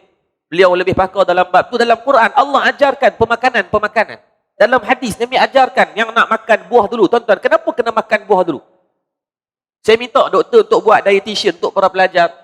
Saya tanya kenapa? Ya, kita faham dalam hadis Nabi sebut. Tapi kita nak juga dari segi penjelasan agar kita boleh komplimentkan di antara dua benda ini di atas dasar sayang kita kepada Rasulullah juga. Dia kata, Ustaz tahu tak kenapa Nabi ajar makan buah dulu? Dari segi sains. Dia kata sebab perut manusia dia ada ruang dia. Perut manusia dia ada ruang dia. Maka bila kita mulakan dengan makan buah terlebih dahulu, maka sebahagian ruang dalam perut yang nak diisi tadi akan sedikit dipenuh. Maka biasanya bila kita memulakan dengan buah, maka kita kurang tambah. Tapi kita biasanya buah kita akan simpan sebagai optional. Sebagai dah habis makan, sebagai pencuci mulut. Bila pencuci mulut, kita akan tibai kau-kau sampai betul-betul tak boleh nak masuk sumbat sampai hidung cendol tak lepas nak sumbat dah pun, dia sumbat juga. Maka dia akan duduk pada. Kau betulkan? Sebelum nak makan tu minum dulu layak segelas, bagi benda tu ruang tu, maka automatik dia akan minimumkan sedikit dari segi pemakanan. Dan yang bestnya bila kita try kepada budak-budak, mulakan dengan pemakanan bangun pagi dia akan minum ayam. Sebelum tidur, tuan-tuan boleh buat amalan ni. Jadi saya hantar kepada Ustaz Mujib, jadual tu bukan jadual saya. Doktor pakar tolong buat untuk pelajar kami, kita bagi je, tuan-tuan ambil. Nanti saya bagi Ustaz Mujib bagi pada jemaah ni. Boleh amalkan tu. Sebelum tidur, ini Profesor Dr. Nana. Tuan-tuan cari Profesor Dr. Nana ni, dia adalah pakar otak. Dia 6 bulan buat PhD di Israel, dia jaga budak-budak yang hafal kitab Hebrew ni. Dia kata amalan budak orang-orang Yahudi, sebelum tidur, mereka akan ambil kurma, dia akan buka. 3 biji kurma, dia akan pecah 3 ke 5 ke 7 ke terpulang. Dia akan rendam dalam air. Air masak biasa ni, air mineral biasa ni, sebaiknya adalah air mineral lah, bukan air yang dimasak. Ada? Sebab enzim dia tak rosak dari sudut air. Jadi tak nak masalah kalau nak guna air, dan air mana pun. Jangan curi air jiran sebelah ya. Maka rendam dengan kurma sebelum tidur. Kita boleh amalkan, pada anak pun tak apa. Maka bangun tidur, benda awal kan diajak kan, kita ni dalam mulut-mulut kita ni ada enzim-enzim yang baik, untuk kita minum air dengan syarat gosok gigi sebelum tidur lah. Ana, ini baru pergi tibai gudang garam kan, tibai vape perisa apple, lepas tu duk buat enzim, tu tukar enzim tu nak mampu heweh. Ana, maka minum yang tu dulu, minum yang tu dan dia akan mengenyangkan, dipanggil gula ringkas. Gula ringkas pada tubuh ni dia akan membuatkan pagi tu kita yang pertama tak ada gastrik lah insya-Allah. Pisang gula ringkas.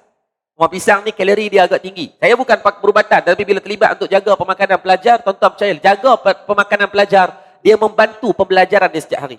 Profesor Dr. Nana, dia sebut dalam pemakanan dia, di antara budaya yang salah dalam masyarakat Melayu, dia kata bagi budak-budak makan nasi goreng waktu pagi. Kita mendengung saat 7 tahun, saya duduk tahfiz, 7 tahun tiba nasi goreng. Waktu tu cari alasan, maksudnya aku ni tak bodoh sangat lah. Silap makan. Saya tanya Dr. Nana, kenapa tak boleh makan nasi goreng? Tuan-tuan tak apa, kita pernah buat silap, saya pun buat silap. Saya pun ada anak 4 orang tak anak saya. Semua lelaki pula tu. Tak boleh kita betulkan. Saya tanya kenapa? Dia kata, Ustaz, di pemakanan. Kita tak, kalau nak cerita tentang sirah, ni ahli dia. Nak cerita tentang ni ahli dia. So saya cerita benda yang saya erti sikit je lah. Karena agar semua dapat manfaat yang kita boleh amalkan. Cerita banyak-banyak pun lagi, tak amal buat apa, kita cerita kita benda yang kita boleh amalkan. Saya tanya dia kenapa tak boleh makan nasi goreng. Dia kata, Ustaz, kepada orang yang ada aktiviti. Kita yang bekerja di ofis, yang ada pergerakan, yang mungkin ada sukan, pagi nak kayuh gerek dan sebagainya, boleh makan macam tu. Tetapi pada pelajar, jangan. Sebab dia masuk dalam kelas, dia bukan boleh duduk berjoging. Dia masuk dalam kelas, dia bukan boleh menari. Dia duduk dalam kelas yang bergeraknya adalah pada otak dia sahaja. So dia cerita detail lah. Dia kata macam mana nasi tu biasanya kita buat nasi goreng ni, setuju tak? Nasi yang tak habis malam. So yang paling baik adalah jadikan dia nasi goreng. Yang tu satu dia kata nasi yang dipanaskan tu yang dari sudut kebaikan manfaat yang betulnya, dia kata kurang baik lah. Jika daripada berlaku pembaziran, kita buat untuk kita atau jiran yang boleh makan 2 sedekah, tak ada masalah. Tapi untuk anak belajar, jangan buat macam tu. Kurangkan. Sekali-sekala okey. Seminggu bagi sekali, bukan hari-hari. Yang kedua, minyak pada waktu pagi yang dah dimasak dengan nasi. Dan ada beberapa benda dia kata membuatkan reflect kepada otak ketika tu dia perlu kepada aktiviti. Bila tak ada aktiviti fizikal, maka bahasa mudah, bahasa Kedah kita ni, dia akan bebai. Maka bebai tu yang akan menjadikan budak tu cepat letih dan tak fokus dalam mengaji. Kalau tuan nak tengok data tu, tuan boleh datang, saya tunjuk data tu. Bila kita try, budak makan macam ni dan perbezaan pemakanan. Alhamdulillah, bila kita tengok jaga pemakanan budak, dalam tempoh kurang setahun, hampir sekarang ni daripada berapa belas pelajar, 6 orang habis 30 juzuk. Kurang setahun. Ada pelajar 4 bulan, ada yang 6 bulan, ada yang 7 bulan. Pemakanan dulu. Sebab tu Al-Imam Al-Ghazali menyebut, di antara benda yang merosakkan manusia 3 perkara. Orang yang banyak tidur, orang yang banyak cakap, orang yang banyak makan. Budak-budak kalau tak kontrol pemakanan dia, tuan-tuan tengok, dia macam bela saka, tuan-tuan. Sebab dia akan makan apa yang dia nak. Sebab budak-budak, dia makan dengan keseronokan kawan-kawan dia akan seronok, tiba. Minggu lepas saya try untuk kita bagi unlimited buah. Ada 15 orang pelajar sebab kita terpaksa ambil 2 batch tu. 15 orang pelajar, tuan-tuan, sehari 60 biji settle. Gila budak-budak ni. Saja nak try. Tu kata, saya nak tengok, betul. Bagi buah 1 peti ais, saya kata unlimited. Boleh habis waktu mana pun. Buah 60 biji, habis esok. Okey, kita hadkan, jangan. Sebelum makan, sejam sebelum makan, bagi dia boleh ambil sebiji. Sat lagi, petang pula, maksudnya sehari dia bagi 3 biji makan. Buah ni, kalori dia tidak lebih daripada 200 kalori, so baik untuk diet dia lah. Dan dia jadi kenyang sikit. Jangan bagi buah anggur tu jam. Buah bagi biji, entah jadi tik gigi. Betul kata Islam ajak semua benda ni. Tapi tuan-tuan, bukan kata tuan-tuan, saya pun sama, kita banyak menzalimi hak. UKM keluarkan 2 kajian 2012 berkaitan pemakanan. Dah dibuat dah. Data SPSS tu dah dapat dah. Kajian master dan PhD. Dua-dua berkaitan pemakanan.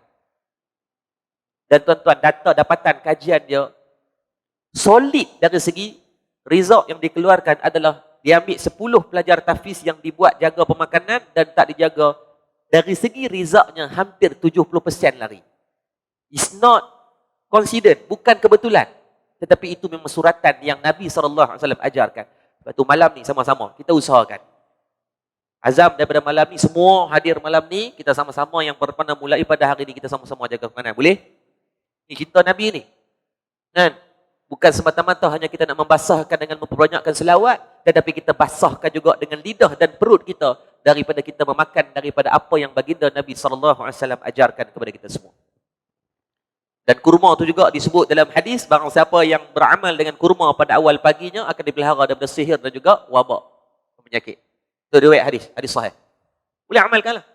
Sambil-sambil dapat gula yang ringkas, kurangkan pergi makan roti canai, teh tarik pula pagi-pagi dah 800, 1000 kalori, tuan-tuan. Balik awal kita, sekali petang balas pula. Petang sekali cuk udang, tak cuk udang. Kan? Petang kuih tongkoi, tak kuih tongkoi. Habis segala 4 tongkol. Jangan tak salah, tapi sama kita usahakan. Sayang pada Nabi, tuan-tuan. Kita takut, tuan-tuan. Kita bangun di padang mahsyar kalau dalam keadaan bangunnya kita nanti, tuan-tuan, tiba-tiba, tuan-tuan, kita ni berkecuali daripada umat Nabi SAW. Bila cek-cek kenapa, Nabi kata, kamu dulu kata sayang kepada aku, tapi kamu telah menzalimi hak tubuh badan kamu. Dan kamu telah menidakkan hak ibadah kepada kamu. Bila kita sakit, tuan-tuan, ibadah kita terganggu tak? Terganggu. Orang yang boleh semayang berdiri sebab tak jaga kesihatan, kena semayang duduk. Orang yang boleh pergi umrah untuk menunaikan umrah, tawaf, sa'i dengan sempurna, tapi sebabkan kesihatan tubuh badan tak okey, tuan-tuan, terpaksa duduk di atas kursi roda. Ada yang tak boleh buat tawaf pun ada. Sebab tu benda yang asas kepada sayang Nabi, tuan-tuan, yang disebut dalam tafsir Ibnu Katsir pada ayat Tahrim, surah Tahrim ayat yang ke-6, ya ayyuhallazina amanu qu anfusakum wa ahlikum nar. Yang disebut dengan wa ahlikum itu dua. Yang pertama, siapa yang ada zuriat, wajib kena ajar zuriat-zuriat dia. Yang antaranya wa ahlikum juga disebut dalam tafsir Ibnu Katsir, terjemahan yang lain mengatakan bahawa anggota tubuh badan pada apa yang kita amanah jaga dia. Sama-sama ingatlah. Saya pesan ni, tapi saya pun duk jaga juga. Tengok ni naik sangat macam all time high sikit, beringat, rendah sikit. Banyak minum yang masak biar lemak bakar elok. Kadar ukuran dia senangnya. 25 kilo badan, 1 liter air. Saya 75, maka 3 liter air.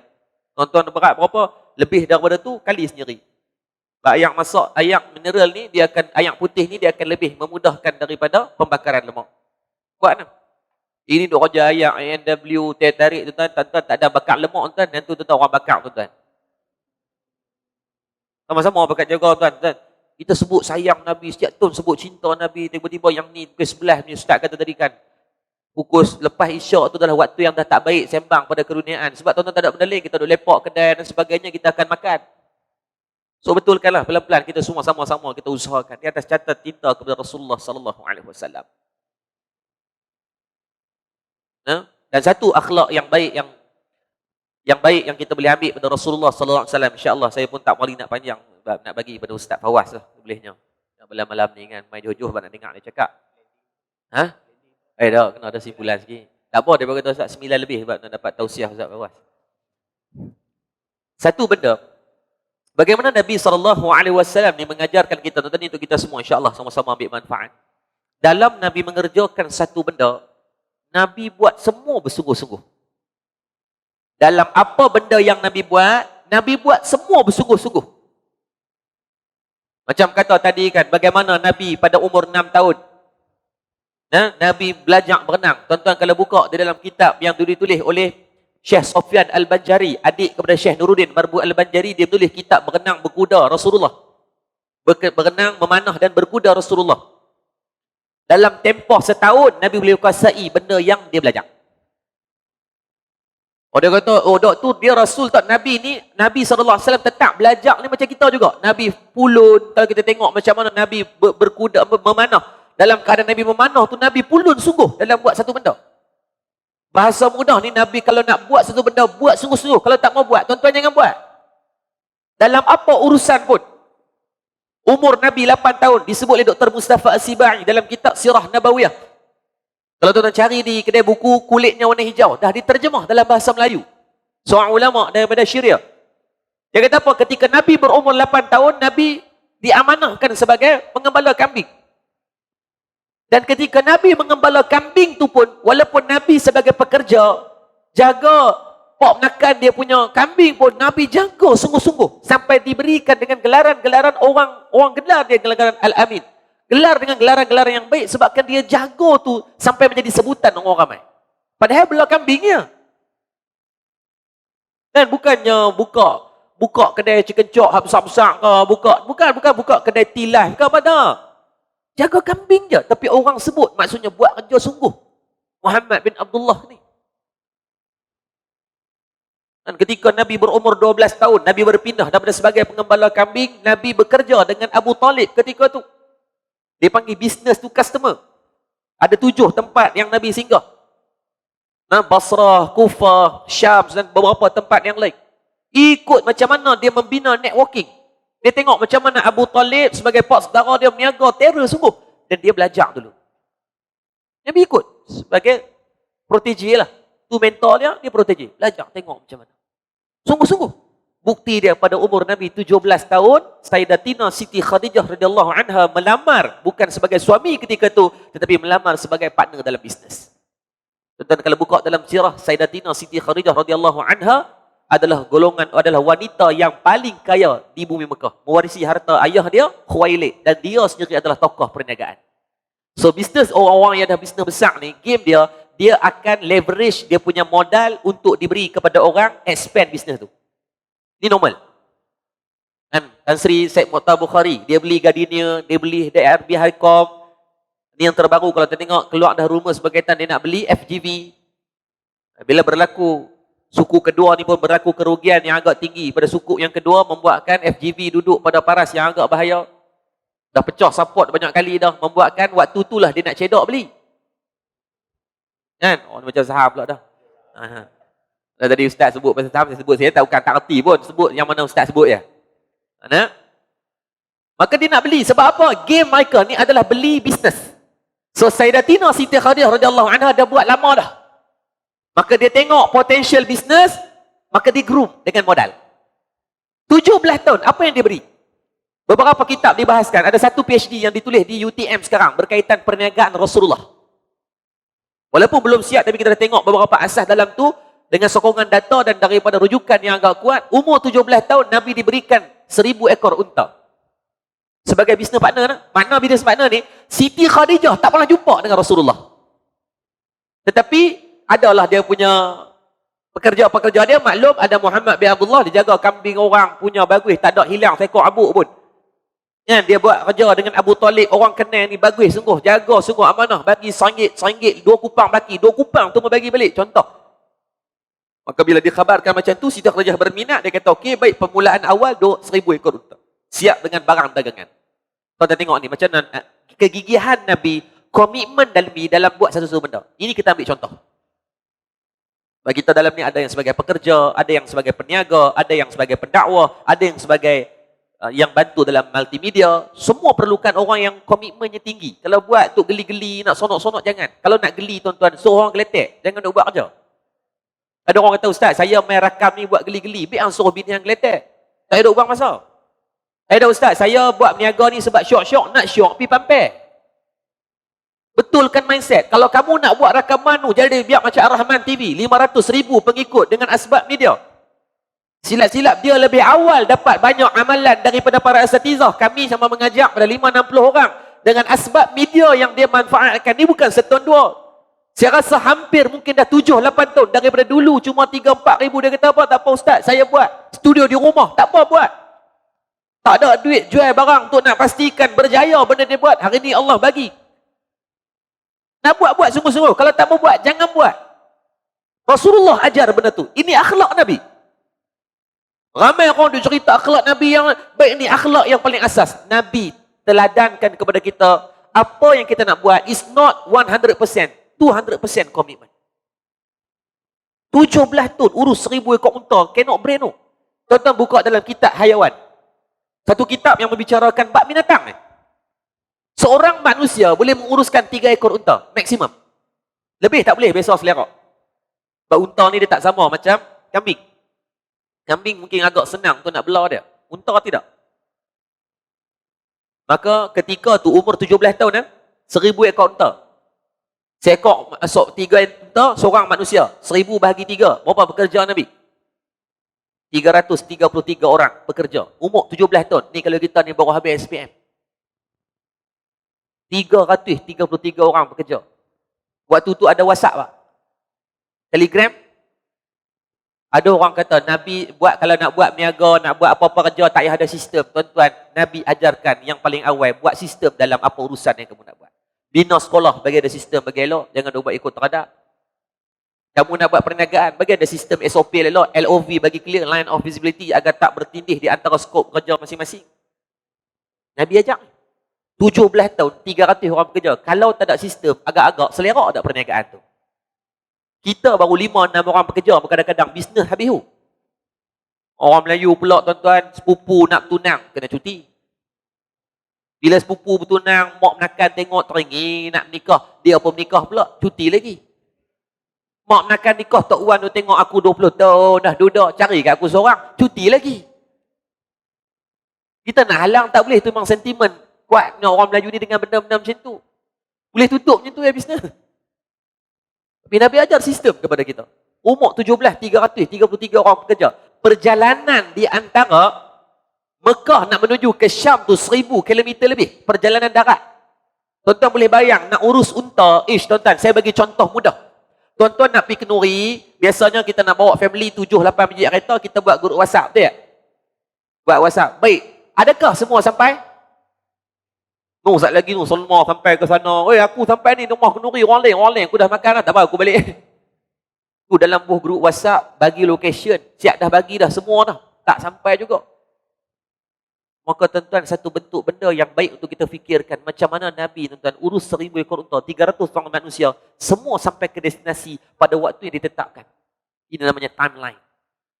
Nabi tetapkan ada timeline. Ada dah. Sekian-sekian kena sampai, kena buat macam ni. Seorang dapat dah, dia panggil clarity dalam pekerjaan. Ada kejelasan. Nabi. Waktu saya, bila orang kata saya berniaga, buat geli-geli, buat syok-syok, tuan. Tuan-tuan akan zalim hak diri dan tuan akan zalim hak orang di bawah. Sebab ada orang yang terlibat dengan perniagaan kita, dia percaya kat kita. Dia percaya. Agent, stokis, terlibat dengan produk kita. Dia percaya kat kita. Dia percaya. Apa saya sebut ni, banyak hari ni orang yang berniaga, dia main hit and run. Untung kat dia, dia tinggal. Hak ni terkapai-kapai. Nangis lah, produk letak bawah katil. Lepas tu kalau nak buat sungguh-sungguh. Kalau tuan tengok pada umur Nabi 21 tahun, Sayyidatina Siti Khadijah memberikan Maisarah, pembantu. Maisarah ni kalau dulu saya ingat perempuan, saya tu betul kan. Bila cek lihat Maisarah tu adalah seorang pembantu lelaki.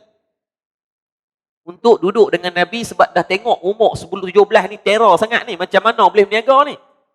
Bukan takat habis tuan, terrornya Nabi berniaga. Pi di Syam, pi di Basrah, pergi di Kufah, bawa 1000 ekor unta, siap dengan barang dagangan tuan-tuan. Bukan takat habis jual barang dagangan. Sebab konsep dia, nak jual barang atas tu ya. Terrornya Nabi berniaga dengan unta-unta Nabi jual. Baik, kita letak berapa value perniagaan Nabi. Seekor unta nilai, saya beli tahun 2014. Saya tak tahu, mungkin Ustaz lebih lama, saya cuma 3-4 tahun di Mesir. 2014, saya beli, kami buat korban. Seekor unta harga RM5,000. Bersamaan ketika tu dalam 10,000 genih. Waktu tu. Baik, kita ambil harga yang sama lah. Saya yakin kalau nilai mata wang sekarang dah 4 kali gana sana. Kalau inflasi disebabkan muzaharah apa semua, dia punya politik tak stabil, jadi RM1 kita sampai 3 ke 4 genih sana. Tinggi lah, maksudnya inflasi lah tu. So, nilai sama, kita ambil RM5,000. Baik, nilai unta, 5,000 kali 1,000 berapa? Dah 5 juta. Nilai barang, unta Allah jadikan dia ada 2 lutut. Dan dia boleh dimuatkan dengan beban yang sangat banyak. Ni unta Allah bagi kat dia. Kelebihan dia. Baik, kita kata di atas barang tu ada gandum, ada sutera, ada mah, ada macam-macam. 1000 ekor unta ni so banyak lah benda. Konsep dia macam pasar malam tu. Pi satu tempat, orang pakai mai berimpun, beli, lepas tu naik balik. So semua barang dalam tu adalah pemilikan Nabi punya. Yang ni kalau tuan-tuan study tentang Steve Jobs, dia memulakan Apple menggunakan model bisnes Nabi SAW. Yang ni dah dibuat kajian di UTM. Steve Jobs membina Apple, dia bukan kaya dengan telefon tuan-tuan. Dia bukan kaya dengan telefon. Dia kaya dengan pasar yang dia wujudkan pada Apple. Dalam tu jual lagu. Tuan-tuan kalau pakai iPhone, lagu kena beli. Nak download apps kena beli. Antivirus kena beli. Yang terbaru iPhone 12 beli, tak ada charger. Gila tuan-tuan. Charger tak ada. Hari pertama pelancaran 1 bilion lebih dapat. Tak ada charger. Tuan-tuan tunggu 5 tahun lagi, tak ada telefon. Lah, tak ada charger. Nanti tak ada telefon. Beli dapat kotak saja. Tengok. Sana. Pening saya fikir. Tak ada charger. Alasan dia nak jaga alam. Baik-baik kita tak ada telefon. Tuan-tuan. Sehari pertama pelancaran 1 bilion lebih jualan. Cannot brain tak otak ni. Tapi study cuba bisnes dia. Bisnes model dia buat pasar Apple. Alibaba tak ada produk tuan-tuan. Dia buat pasar Alibaba. Lazada, tuan-tuan ada pernah tengok produk susu Lazada? Produk putih Lazada? Tak ada. Dia wujudkan pasar Lazada. Siapa yang ajar wujudkan pasar ni? Nabi SAW. Dan masuk orang bukan Islam. Orang Cina ni kan. Mereka, tuan-tuan perasan tak? Mereka akan banyak food court. Tuan-tuan cuba bagi Ustaz, ke belah utara mana food court orang Melayu yang betul-betul boleh belajar. Belah utara. Ha? Ada? Bayan Baru sana kan? Kat sini? Maksudnya apa? Kalau nak fikir pun susah, bahasa mudah tak apa nak ada sangatlah. Setuju tak? Sebab sifat dengki. Mereka tokek satu bagi tempat, hak ni aku jaga ayak. Hang main menjaga cakotiau. Hang main menjaga ni. Hang main menjaga lagi, pakat tumpang seorang sikit. Bila wujudkan komuniti pasar, maka orang akan main. Terengganu kuat sebab industri ropok lekor tu dibuat oleh ramai. Bukit Tok Beng, Mak Adik, kan? Pak Den. So ramai buat, jadi industri itu ramai. Maka secara tak langsung, Terengganu menerima pelancong paling tinggi dalam tempoh 6 bulan untuk tahun ni. Sebab COVID, orang tak boleh keluar, pergi Terengganu. Sebab industri itu dibina bersama. Patutnya, kita nak buat apa-apa, bina bersama. Pasar itu perlu diwujud. Hang nak buat laksa, tak apa, aku buat laksa juga. Semua pakat buat laksa, bertam jadi kawasan laksa bertam. Ikan 40 ekor, contoh. Bina pasar tu. Ni Nabi ajak. So, barang dagangan di atas tu, kalau seekor ni 5,000, kita letak seekor ni bawa 15,000 barang dagangan. Maka secara kasarnya, seekor unta 15,000 campur 5,000, nilainya jadi 20,000 kali dengan 1,000 ekor bersamaan 20 juta. Ada orang kata, dia kata, Ustaz, nak orang duk cerita Nabi miskin, tuan-tuan betulkan balik. Nabi memilih untuk miskin, tetapi Nabi kaya. Sebab tu dalam riwayat hadis Imam Suyuti mengatakan, hadis berkaitan kuda. Kuda Nabi menunggang kuda yang paling mahal di bumi Madinah. Kalau macam Ferrari lah. Badan dia warna merah. Dan waktu saya duduk masa lalu, saya duduk pergi di Stadium Kairah tu ada Purusiah punya tempat kuda. Saya duduk masuk main. Ada kuda yang keturunan Rasulullah. Harga dia tuan-tuan $150,000. Jual buah pinggang tak boleh beli tuan-tuan. Sebab nilai buah pinggang $200,000 kalau tak merokok lah. Kuda tuan, harga $150,000 meninggal nak beli. Kulit dia warna macam kemerah-merahan, lepas tu bulu dia macam gol-gol sikit. Tapi kuat kuda tu, memang kuat sungguh, memang bakar dia tu, bakar yang kuat. So Nabi pada umur 17 tahun nilai pasaran perniagaan 20 juta. Baik, kalau kata partnership, maksud partner dia Siti Khadijah bagi duit, dia tak buat kerja apa. Biasanya terma perjanjian ni berapa? Boleh kita kata 50-50 lah. Baik, 20 juta untuk 20 juta itu adalah perniagaan. Nah, 20 juta perniagaan, profit biasanya berapa? Kalau retail 30% lah kita kata. So 6 juta solid kepada keuntungan Nabi. So 50% daripada 6 juta, 3 juta adalah pemilikan Nabi. 17 tahun, kalau Nabi hidup di zaman kita, dia confirm akan dapat anugerah tokoh usahawan anak muda. Datuk tu tak payah duk beli. Tuan-tuan, 21 tahun, Siti Khadijah bagi lagi 1,000 ekor, jadi 2,000. Kita contoh macam ni tuan. Tuan-tuan bagi ke anak tuan-tuan baru habis SPM. Dia kata, abah tak tahu nak kerja apa, nak berniaga burger. Kita pun beli food truck, nilai 100,000 kat dia.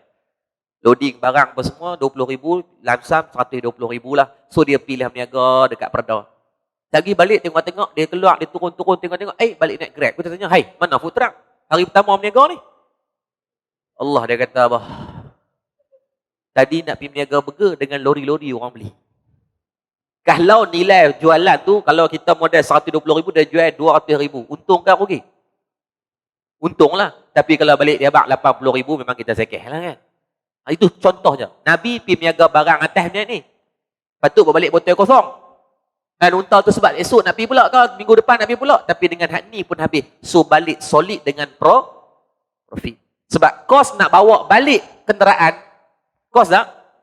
Kos. Kita pergi berniaga di Johor, 800 km, nak balik kena minyak. Kau pakai yang Zam-Zam? Minyak. Betul? Kena. Tapi kalau balik dengan duit saja, jimat tak banyak? Ini bukan cerita 2 biji kereta, 1,000 kereta. Jimat.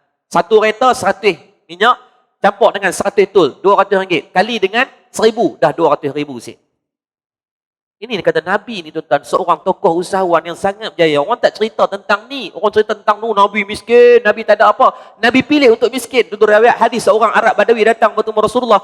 Nabi ajak pergi rumah. Nabi buat apa? Bagi semua yang Nabi ada. Nabi pakai jubah yang cantik, orang yang puju. Nabi buka, bagi dekat dia.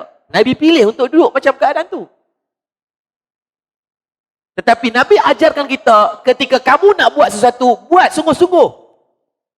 Kalau nak kerja, kalau tuan-tuan sebagai seorang cikgu sampai jadi cikgu pakar, anak muda nak jadi mahasiswa, jadi mahasiswa yang buat for flat, nak main game jadi sebagai macam Solos, Fredo, ini dah lah main gnuk. Habis masa buta ya. Kalau orang duk main game boleh buat monetize duit, dia duk buat keluar duit. Kalau nak buat satu benda, buat betul-betul. Ni Nabi ajar. Itu tak? Niaga, syok-syok, geli-geli ya. Rajin nak buka, nak tutup. Tuan-tuan ingat, dalam bisnes masuk duit, keluar duit. Jangan buat perangai lagu tu. Ni tak cerita lagi perjalanan Nabi sampai umur Nabi 40 tahun. Saya sambung master untuk nak tulis bab ni. Seronok bila tengok, ya Allah, kenapa orang tak cerita ni? Satu loophole pada sirah Nabi, keagungan yang Nabi ajarkan kepada kita, hanya orang cerita tentang ketika 40 tahun ke atas ya banyak. Susah Nabi. Nabi pilih untuk susah. Sebab apa? Nabi dah duplicate beberapa sahabat. Tuan-tuan tengok, 10 sahabat Nabi. Boleh 5 minit ke boleh Ustaz? Ada lagi Ustaz kena gulung. 10 sahabat Nabi yang dijanjikan syurga, yang diberi kepada Sayyidina Huzaifah Al-Yamani. Nabi bagi kan? 7 sahabat Nabi kaya. 10 sahabat Nabi, 7 sahabat Nabi kaya. Maksudnya tidak terhina menjadi kaya dan tidak tercela menjadi miskin. Subjektif. It's up to you. It's how you control your money, how you control your capital. Sayyidina Abu Bakar kaya, Sayyidina Umar kaya, Sayyidina Osman kaya. Abdul Rahman Auf, tak suruh cerita lah, memang kaya. Sa'ad bin Abi Waqqas kaya. Zubair Al-Awwam kaya. Talhah kaya, 7 orang kaya. Ada tak sahabat Nabi miskin? Ada, tak dinafikan. Bilal bin Rabah sampai dia wafat, dia duduk dalam keadaan yang agak dia fakir. Mus'ab bin Umar hidup mulanya sebagai orang kaya, dihantar ketika dia masuk Islam, mak ayah dia tarik balik semua harta dia, dan dia Nabi dalam riwayat Nabi beberapa kali menangis melihat keadaan Mus'ab bin Umar sebab dia datang dalam keadaan bajunya compang-camping, sedangkan di Mekah dulu tidak ada orang yang boleh pakai pakaian yang dia pakai. Tidak ada orang yang mampu beli minyak wangi yang dia pakai. Tapi saat dia memilih Islam, dia meninggalkan sekalian kemewahan, dia sanggup nak duduk dengan Nabi. Dia syahid dalam medan Uhud. Ketika dia syahid itu tidak ada kain boleh menutup dia antara bahagian kaki dan muka. Adakah terhina dan cela dia sebagai miskin? Tidak. Tapi tidak juga terhina menjadi orang yang kaya. Cuma Sayyidina Ali karamallahu wajah ditanya kepada dia, kalau nak diberikan pilihan jadi orang kaya miskin, dia kata aku nak jadi orang kaya. Sebab apa? Aku boleh bagi manfaat kepada dia. Sebab dalam rukun Islam kita, daripada 5 tu, 2 perlukan duit. Yang ketiga zakat kan. Kena, syarat nak keluar zakat, kena ada pemilikan harta. Kalau kita fakir miskin, kan kita dah menghilangkan salah satu daripada kempurnaan Islam kita. So, tuan-tuan, Nabi sebut dalam hadis, kadal faqru an yakuna kufran. Kefakiran dekat dengan kekufuran. So, tuan-tuan yang ada ilmu, yang boleh usaha, yang ni, usaha jangan jadi miskin. Tuan-tuan boleh bantu orang miskin. Mereka yang miskin kadang-kadang bukan sebab ni dia tak usaha dah. Ada yang dia usaha dah. Tetapi mungkin itu ujian ke atas dia dan ujian ke atas saya dan tuan-tuan. Untuk lihat macam mana. 7.6 bilion manusia yang ada di dunia. Peratusan dikeluarkan oleh PBB. Mengatakan tahap kebuluran dan kemiskinan adalah 800 juta daripada 7.6 bilion. Maksudnya sekitar dalam 20% sahaja. Kita ada berisi 4 orang yang berkemampuan. Kalaulah 4 orang ni pakat share seorang 20%, 25%, dah boleh selesai 800 juta kemiskinan ni. Sama di Malaysia. Hari ni ramai orang terkesan. Semalam kita jalankan kempen live trade. Kita collect dapat 160,000. Kita serahkan kepada Sabah 2,000 keluarga. Bayangkan kalau semua NGO buat benda yang sama. Dengan nilai yang sedikit, tuan ingat, what you give bukan you get back. What you give, you get more. Itu hukum dia. Nabi ajarkan kepada kita. Abdul Rahman Auf menangis dekat Nabi. Ya Rasulullah, aku susah hati. Nabi kata, kamu susah hati sebab apa? Hang ni Allah bagi banyak ada harta ke hang ni. Kata, aku susah hati sebab harta. Pagi aku bagi 10 dengan harapan tak habis. Kat aku tak ada apa. Sagi petang masuk 100. Petang tu bagi pula 100. Malam masuk 1000. Dia cuba nak kosongkan peti dia dalam keadaan dia tidur. Tak pernah boleh. Betul mulai pada saat ni, tuan-tuan ingat yang pertama jaga benda. Yang kedua dalam nak buat satu benda, buat betul-betul. Yang Rasulullah ajarkan. Kalau sayang kepada Nabi, cinta kepada Nabi, jangan menzalimi hak pekerjaan yang tuan-tuan buat. Seorang doktor tidak berdosa kalau dia tak mengaji hadis begitu pandai. Dia tak mendalami sampai ulum Quran, mustalah hadis sampai detail, tak berdosa. Tapi menjadi satu dosa kepada seorang doktor yang menjadi dalam perubatan, dia tidak mahir dalam perubatan. Seorang pelajar tidak berdosa kepada kamu. Kamu duduk masuk universiti kalau kamu tak bekerja. Tak berdosa kepada kamu. Tapi saat kamu berstatuskan sebagai talibul ilmi, kamu main dalam pengajian kamu. Kamu akan duduk main game malam-malam PUBG, Mobile Legends, Apex dan sebagainya, tiba-tiba menzalimi hak pengajian kamu, kamu berdosa di atas pendidikan itu. Juru kamera main dapat main rakam, betul simpan saja dan sebagainya. Kamu buang masa beribu. Baik kamu baca Quran. Yang main mengaji sama, main apa, tak bawa penda apa haram, tak pakai. Kamu zalim hak kamu dalam bab nulis. Tak pakat semua.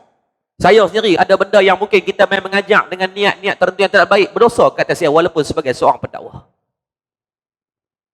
Sebab tu sayang kepada Nabi ini bukan hanya pada bibir tetapi dalam hati kita ikut apa yang Nabi ajarkan yang paling basic, yang paling asas. Apa yang Nabi nak buat, Nabi buat sungguh-sungguh. It's not just play all game and mastery of none. Play one game and you mastery on that, divert benda-benda lain. Tak apa. Buat satu benda, berjaya, buat benda lain pula. Jaya, buat benda lain. Bukan buat semua benda, tak ada satu tak berjaya. Jangan. Betulkan balik. Pemilikan ekonomi di Malaysia 4% ya bumi Tera Islam. Nak sembang apa? BMF. Bagus, tak ada masalah. Kalau betul nak BMF, ni semua ni pergi belajar ekonomi bagi elok, ambil seorang sikit je. Seorang 1,000 je kita pergi beli tu saham-saham yang kita rasa okey, tak apa 7-Eleven duk jual arak kan. 10 juta umat Islam simpan seorang 1,000. Kita beli saham dia ramai-ramai, kita masuk dalam mesyuarat agung dia, letakkan polisi sebab kita sebagai major shareholder. Kalau 10 juta, boleh ambil sejuta lah. Bagi seorang 1,000, dapat berapa? 1 bilion dah menjadi major shareholder pada satu company. Bahasa mudah, hijack company tu. Kita letakkan polisi penjualan arak tidak dibenarkan. Tan Sri Abdul Karim duduk di Malaysia. Dia beli baru ni company K-Power. Dia beli company Mindtech, tu company orang bukan Islam. Dia beli, dia letakkan polisi sekian. Dia beli company Dayang, dia letakkan company sekian. Kalau BMF yang betul-betul pegang ekonomi. Ni sembang kedai kopi, terangkat meja sebelah. Tengok rokok gudang garam. 3 minggu tak pergi kedai orang bukan Islam. BMF sungguh. Lepas 3 minggu, dia beli stok untuk 3 minggu pula. Kalau tuan-tuan nak bincang baik ekonomi, saya bincang terpanjang ni. Tapi sikit je. Seminit sana masa tembakan penalti. Ketika Nabi masuk ke Madinah.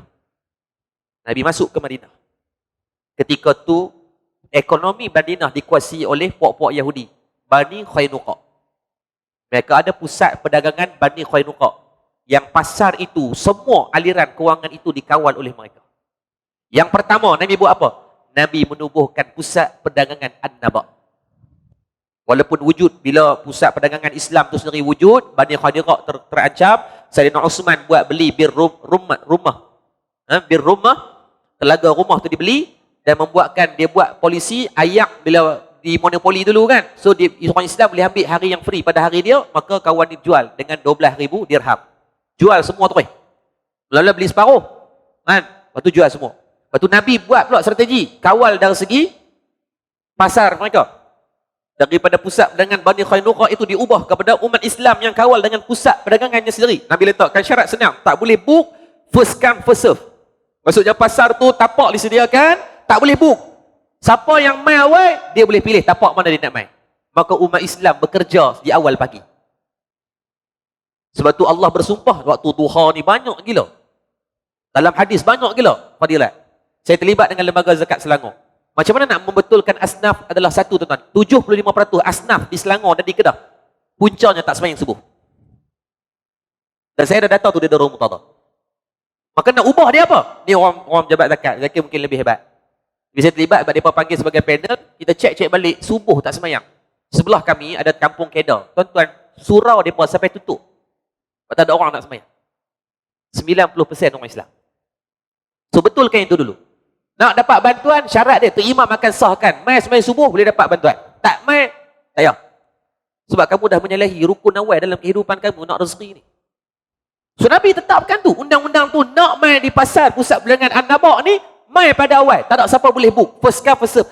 Dan sewaan ditetapkan mengikut daripada keuntungan. Sebab bukan semua berniaga untung. Yang tak untung, hanya jangan buat sewa. Yang untung bayar 10% daripada keuntungan, 15% daripada keuntungan untuk sewaan.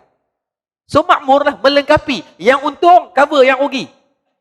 Maka dia tidak berlaku dari segi kontrol monopoli daripada capital kewangan itu. Walaupun ketika makmurnya, wujudnya ancaman adanya Ka'ab bin Ashraf daripada kalangan puak Yahudi yang rosakkan pasar itu sehingga Nabi menubuhkan pasar yang baru.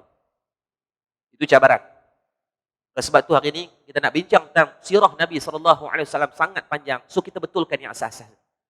Pemakanan kita, asas masuk dalam masjid pun macam mana tapak nak susun. Jaga dari sudut ekonomi kita. Nak buat sebelum dah buat sungguh-sungguh. Kalau tak mau buat, jangan buat. Sebab kita akan membazirkan masa. Jangan dah buat main-main dah. Saya ulang tadi. Kalau nak buat geli-geli, suruh member sebelah geletek.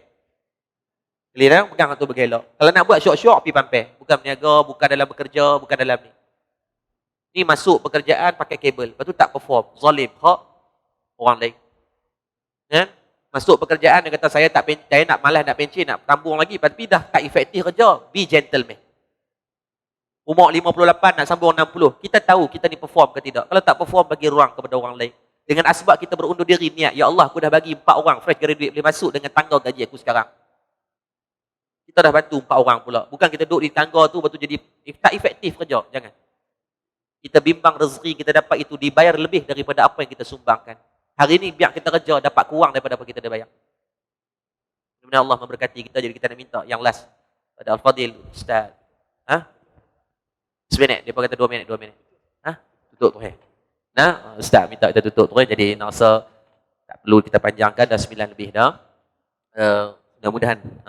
Kesimpulan dia, tuan-tuan, sama-sama kita ikut apa yang Nabi ajarkan dan tinggalkan apa yang dilarang. Dalam kehidupan kita senang ya. Masing-masing uruskan diri dengan baik. Islahu nafsi wa islahu khairu. Kita perbaiki diri kita, Allah akan perbaiki keliling kita. Hari ini kalau kita tengok anak kita bangun payah nak bangun sembahyang, cek balik. Mungkin dulu kita sedang berhutang sembahyang kita dengan Allah yang belum kita qada. Anak kita susah nak pakai tudung ni, duk suruh dia keluar cidakeng tak pakai tudung. Balik bincang dengan isteri, sayang, saja ni kita tanya mungkin abang banyak dosa abang, sayang pun mungkin ada mungkin kecil-kecil, jom kita semua-semua sembahyang taubat. Hari ni kalau anak kita kena ketegak sangat, cek balik. Mungkin dulu kita ketegak dengan mak ayah kita. Telefon mak ayah kita, abah, mak, cek minta maaf. Mungkin dengan asbab sekian-sekian membuatkan hari ni anak ni. Sebab senang, anak adalah cerminan kepada kita. Nabi sebut dalam hadis, 2 benda Allah segera balas dunia. Yang pertama, orang yang banyak sedekah, Allah balas dunia lagi. Yang kedua, orang yang berkelakuan dengan mak ayah. Baik kamu buat, baik kamu terima. Buruk yang kamu buat dengan mak ayah, buruk yang kamu terima. Dia kata, Ustaz, mak ayah saya dah meninggal dunia, saya nak buat apa Ustaz? Maka Imam Al-Ghazali sebut dalam kitab dia, perbanyakkan sedekah, perbanyakkan jariah, buat benda baik, niat kepada mak. Nak main masjid, nak masuk dalam surau, niat ya Allah, kalau ada kebaikan yang boleh sampaikan kepada mak aku ya Allah. Ya Allah, duduk lagi nak niat, kalau duduk di masjid niat iktikaf, niat ya Allah, niat iktikaf ni aku nak bagi juga kepada mak aku yang melahirkan aku, yang membesarkan aku, darah daging aku, susu dia masuk dalam badan aku. Tengok anak reflect kita ya, senang ya. Ini kalau anak kita buat apa, kesalahan yang dia buat, kita dulu bertaubat, bukan minta dia lagi. Jangan marah dia, sebab dia mencerminkan percakapan kita, kehidupan kita, semua benda yang kita buat. InsyaAllah, mudah-mudahan Allah memberikan kebaikan. Ucapkan tahniah kepada anak muda kita. Saya yakin atas kehadiran mereka ni, mungkin dengan asbab mereka, Allah memelihara kawasan kita, Allah memelihara. Dan kepada ayah-ayah kita yang mungkin dah berumur, dah 8 kedudukan dah, kuat renang, lentang nak berbetul kaki ni, tapi still masih boleh bertahan. Mudah-mudahan diberikan ganjaran pahala setiap saat kepada mujahadah kesekitan tadi. Wallahu a'lam bishawab. Saya minta izin untuk kita tutup dengan doa untuk kita pergi kepada solat insya-Allah yang akan diimamkan oleh Ustaz Fawaz Madjan Al-Misri, insya-Allah. Mudah-mudahan sebab saya dah baca doa dah, Ustaz kena jadi imam lah. Al-Fatihah. A'udzubillahi minasyaitonirrajim. Bismillahirrahmanirrahim. Alhamdulillahirabbil alamin. Arrahmanirrahim. Maliki yaumiddin. Iyyaka na'budu wa iyyaka nasta'in. Ihdinas siratal mustaqim. Siratal ladzina an'amta 'alaihim ghairil maghdubi 'alaihim waladdallin. Amin. A'udzubillahi minasyaitonirrajim. Bismillahirrahmanirrahim. Alhamdulillahi Rabbil Alamin. Hamdan yuwafi ni'amahu wa yukafi'u mazidah. Ya Allah, ya Tuhan kami, ampunkan dosa-dosa kami ya Allah, dosa kedua ibu dan ayah kami ya Allah, dosa guru-guru kami ya Allah, dosa pemimpin-pemimpin kami ya Allah, sama ada dalam keadaan kami sedar atau kami tak sedar ya Allah. Ya Latif, lembutkan hati kami ya Allah. Hati kami keras dengan dosa dan maksiat yang telah kami lakukan ya Allah. Ya Allah, kami sedar tangan yang kami tadah pada malam ini, tangan yang banyak buat dosa ya Allah, tangan yang banyak melakukan kemaksiatan, tangan yang banyak melakukan kemungkaran ya Allah. Tangan ini pernah kami sakitkan orang, tangan ini pernah kami tulis perkataan-perkataan yang haram ya Allah. Maka ya Allah berkat pada malam bulan kelahiran Nabi SAW ini ya Allah, kami mohon kepadamu diberikan keampunan kepada kami semua ya Allah. Rahmatilah kami, keluarga kami dan masyarakat kami ya Allah. Ya Allah, pada kami yang masih ada mak dan ayah, kau kurniakanlah kebaikan untuk kami, memberikan manfaat dan khidmat kepada mak dan ayah kami ya Allah. Lunak dan rendahkan suara kami saat kami berbicara dengan mereka. Anda ada perkataan dan perbuatan yang pernah kami lukakan hati mereka, izinkan segera kami mohon kemaafan ya Allah. Ya Allah, kami takut dengan akhlak yang buruk terhadap kedua ibu dan ayah. Kau akan membalikkan anak-anak yang derhaka kepada kami nantinya ya Allah. Ya Allah, kalaulah mak dan ayah kami telah meninggal dunia, kau permudahkan urusan mereka di sana, lapangkan kubur mereka, hiasilah kubur mereka sebagai taman-taman syurga-Mu ya Allah. Ya Allah, saban tahun ya Allah kami berbicara tentang baginda Nabi SAW ya Allah. Kami belajar tentang sirah Nabi, kami belajar tentang akhlak Nabi, kami belajar tentang peribadi Nabi ya Allah. Tapi ya Allah, ada daripada kalangan kami yang masih tidak rasa cinta yang mendalam kepada Rasulullah ya Allah. Ya Allah, kadang-kadang anak-anak kami tak kenal Nabi SAW. Anak kami kenal banyak artis, anak kami kenal ramai tokoh-tokoh, tetapi mereka tidak mengenal Nabi SAW ya Allah. Ya Allah, itu adalah salah kami ya Allah, itu adalah maksiat pada kami ya Allah. Maka ya Allah, mulai pada saat dan malam ini ya Allah, kau izinkanlah kami boleh mendidik anak kami dengan kecintaan dan kasih sayang kepada Nabi SAW ya Allah. Janganlah pada mereka ini maka mengenal daripada makhluk yang lain, melainkan mereka mengenal baginda Nabi SAW ya Allah. Ya Allah, kami berlaku zalim kepada anak-anak kami ya Allah. Ya Allah, balik nanti kami kami dapat mohon maaf kepada anak-anak kami ya Allah. Ada anak kami mungkin dah masuk peringkat remaja ya Allah, tetapi mereka tidak kenal pun silsilah baginda Nabi SAW. Ada daripada kalangan anak-anak kami tidak tahu pun berapa daripada kalangan sahabat, ada daripada kalangan kami tidak tahu pun pengorbanan baginda Nabi SAW. Maka ya Allah, pada malam ini kami mengharapkan redha dan maghfirah daripada Allah, agar diberkati semua daripada kawasan ini ya Allah dengan keberkatan junjungan besar baginda Nabi SAW. Ya Allah, pada kami yang sakit, kau sembuhkan semua penyakit-penyakit kami ya Allah. Yang diancam dengan wabak, bala, bencana ya Allah, maka angkatlah, itu adalah makhluk yang kau turunkan kepada kami ya Allah. Pada kami yang masih mendedahkan aurat, masyarakat kami yang masih mendedahkan aurat, kurniakan taufik hidayah kepada kami agar kami melata di atas muka bumi, makan yang haram dan menutup aurat dengan sempurna ya Allah. Dan pada kami yang masih terlibat dengan harta, rasuah, riba, yang makin perkataan yang haram, maka ampunkan sekalian dosa-dosa bagi kami ya Allah. Kami berhimpun di atas redha-Mu ya Allah. Saat kami berpisah juga, kau redhalah kepada kami semua. Rabbana atina fid dunya hasanah wa fil akhirati hasanah wa qina adzabannar. Walhamdulillahi rabbil alamin. Taqabbalallahu minkum minna wa minkum. Taqabbal ya karim.